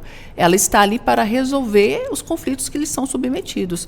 Então, há uma confusão em relação a isso, né? Porque o direito do trabalho, sim, é protetor. A Justiça do Trabalho, ela aplica essa legislação e, logicamente, ali, com base nas provas que lhe foram apresentadas, com base na situação que está posta, vai fazer o julgamento daquilo que é devido ou não, de acordo com a realidade, né? Se há uma situação diversa nesse sentido, não tem a ver com aquilo que é proposto legalmente para o Poder Judiciário e para o direito material do trabalho. Porque na era da industrialização, as pessoas chegavam a trabalhar 16, 18 horas por dia, né? E isso daí veio um fator limitador a essa legislação do trabalhador, obedecendo regras, normas. Exatamente. Há por trás da legislação trabalhista um estudo, inclusive, né, sobre as condições humanas. Então, essa jornada, como regra, que é colocada de 8 horas, ela é uma jornada para atender a capacidade mesmo de limitações do físico humano, né, do desgaste, para que não tenha problemas de saúde, problemas de acidente de trabalho decorrentes do cansaço. Então, há um estudo em relação a isso. Não é uma jornada que foi aleatoriamente estabelecida, né? Foi feito um estudo para que fosse confortável, né? Há uma produção, há um tempo de produtividade, mas dentro dessa limitação, para que seja confortável e ali não provoque problemas de várias ordens físicas e mentais, né? Nós sabemos que, embora tenha essa limitação na CLT, ainda hoje a gente vê situações em que o empregado está submetido à jornada extensa, né? Não é uma coisa, infelizmente, do passado, é uma coisa que a gente tem atualmente, né, nesse mundo contemporâneo, essa extensão, e hoje o que a gente tem é contra a legislação, né? Existe uma época que não tinha uma legislação, hoje tem, mas ainda assim, lamentavelmente, apesar de todo o avanço que se tem, a gente ainda encontra as pessoas nessa situação. A senhora falou de acidentes do trabalho. Era muito comum as placas em frente às indústrias, né? Estamos há tantos dias sem acidente. Isto houve uma evolução com a intervenção da CIPA, com o entendimento do empregador também, com os equipamentos, os cuidados e essa questão da jornada que a senhora falou de redução e com esse estudo do limite do ser humano. Sim. Há sim uma evolução nesse sentido, né, de cuidados, equipamentos de segurança, limitações. Então, há sim, hoje em dia, né, o cuidado de muitas empresas e que evita, assim, de forma significativa, acidentes de trabalho. Há sim, tudo isso decorrente de treinamentos, porque muitas vezes o empregado é submetido a uma atividade sem o treinamento e o acidente vai ocorrer por conta da ausência do treinamento. Então, muitas empresas que capacitam seus empregados, sim, inclusive trazendo ali, não só fornecendo equipamento de segurança, mas fazendo a fiscalização. Mas a gente também vê, né, exemplos negativos nesse sentido também. E assim, o que de muitos estudos que se vê é muito comum que os acidentes ocorram justamente na sobrejornada, na hora extra. Então, há estudos nesse sentido, né? Inclusive, tem um colega que fez um estudo que é a hora do acidente. Muito interessante essa tese. E é justamente, ali ele reuniu informações de que a maior quantidade de acidente de trabalho é justamente no momento de hora extra, no momento de sobrejornada. Porque já vem o cansaço. Exatamente. É igual um levantamento já muito antigo, né, que os acidentes de automóveis, eles ocorrem, na maioria dos casos, quando a pessoa está chegando no destino, né? Porque ela já viajou uma longa distância, né, e ela acelera mais para poder chegar mais rápido, o mesmo transferindo agora para a jornada de trabalho, o cansaço da pessoa. Exatamente. Muito interessante esse exemplo. Eu nunca tinha me atentado para isso, mas realmente, né, já no final ali a pessoa quer chegar mais rápido, né, e acaba ocorrendo o acidente. E é isso mesmo, ali o empregado, né, ela já teve uma longa jornada, certamente, né, a sua capacidade não está igual do início, e fica mais vulnerável mesmo a ter uma desatenção, né, a ter uma força menor ali para desempenhar a atividade, estando mais propício a um acidente, certamente. E eles ocorrem mais em que setores? A construção civil, como é? São muitos setores, porque quando a gente fala de acidente de trabalho, a gente fala de gênero. Então, a gente tem um acidente que é o próprio sinistro, né, que é aquela situação do empregado que teve um problema com o trator, caiu muitas vezes ali do edifício que está em construção, que também é uma situação muito comum. E a gente tem aquele outro acidente que é a doença ocupacional, que não é aquele sinistro que aconteceu naquele momento, mas ao longo do tempo vai provocar uma doença. Então, por exemplo, a doença de coluna, LE, que é uma doença muito comum. Nós temos atualmente, né, um problema sério de adoecimento mental, muita gente com a questão da síndrome de burnout. Então, nós temos categorias de acidente. E aí vai depender do ramo de atividade, realmente. Esse tipo de acidente, o sinistro, ele é muito comum em construção, sim, empresas de construção acontece bastante, né, tanto em relação à questão da queda, quanto à questão dos equipamentos de segurança, como nós temos aqueles outros ramos que vai proporcionar maiores doenças. Por exemplo, nós temos na área de telecomunicação muita doença de surdez do empregado por conta da questão do headset ali, muitas horas de forma ininterrupta, problema de digitação também desses trabalhadores de telecomunicações. Nós temos muitos problemas, por exemplo, de síndrome de burnout em bancários, né, por conta ali das metas, da cobrança que é feita. Então, cada ramo vai ter ali um acidente de trabalho de forma preponderante. É a modernidade, né? Exatamente. A gente vê que assim, vai se criando, né, vai surgindo situações que antigamente não se via, nem se esperava. Certo, porque antes assim, era só a questão do acidente, né, que a pessoa caía do prédio e sofria lesões seríssimas, né? Mas tem um outro agravante também, a questão do INSS, do afastamento desse funcionário dentro desses exemplos. O governo está preparado para isso? Como que é tratada essa questão do afastamento para poder bancar a pessoa no INSS? Diante da questão dos recolhimentos, das contribuições que são feitas pelo empregado, nós temos a expectativa que tenha o retorno, né? O problema que acontece na maioria das vezes é a morosidade, é o tempo. Então, às vezes, o empregado está numa situação crítica e tem o período da perícia, para marcar a perícia demora. Muitas vezes o pagamento do benefício não é feito mensalmente e ali o empregado fica por longo tempo sem receber e de repente vem todo o montante de uma forma só, né, um montante de uma vez, todos os meses. Então, essas são situações que colocam em criticidade, de fato, o empregado. Ele vai receber, ele recebe. Agora, o problema realmente é a demora.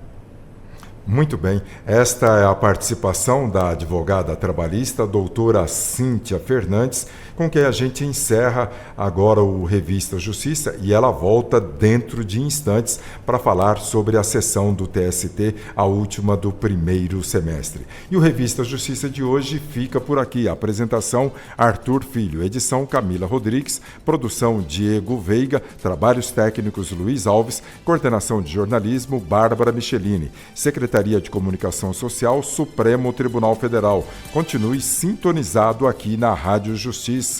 Na internet, www.radioitvjustiça.jus.br. Daqui a pouco você acompanha a transmissão da sessão do Tribunal Superior do Trabalho. A você um ótimo dia. A Rádio Justiça apresentou Revista Justiça.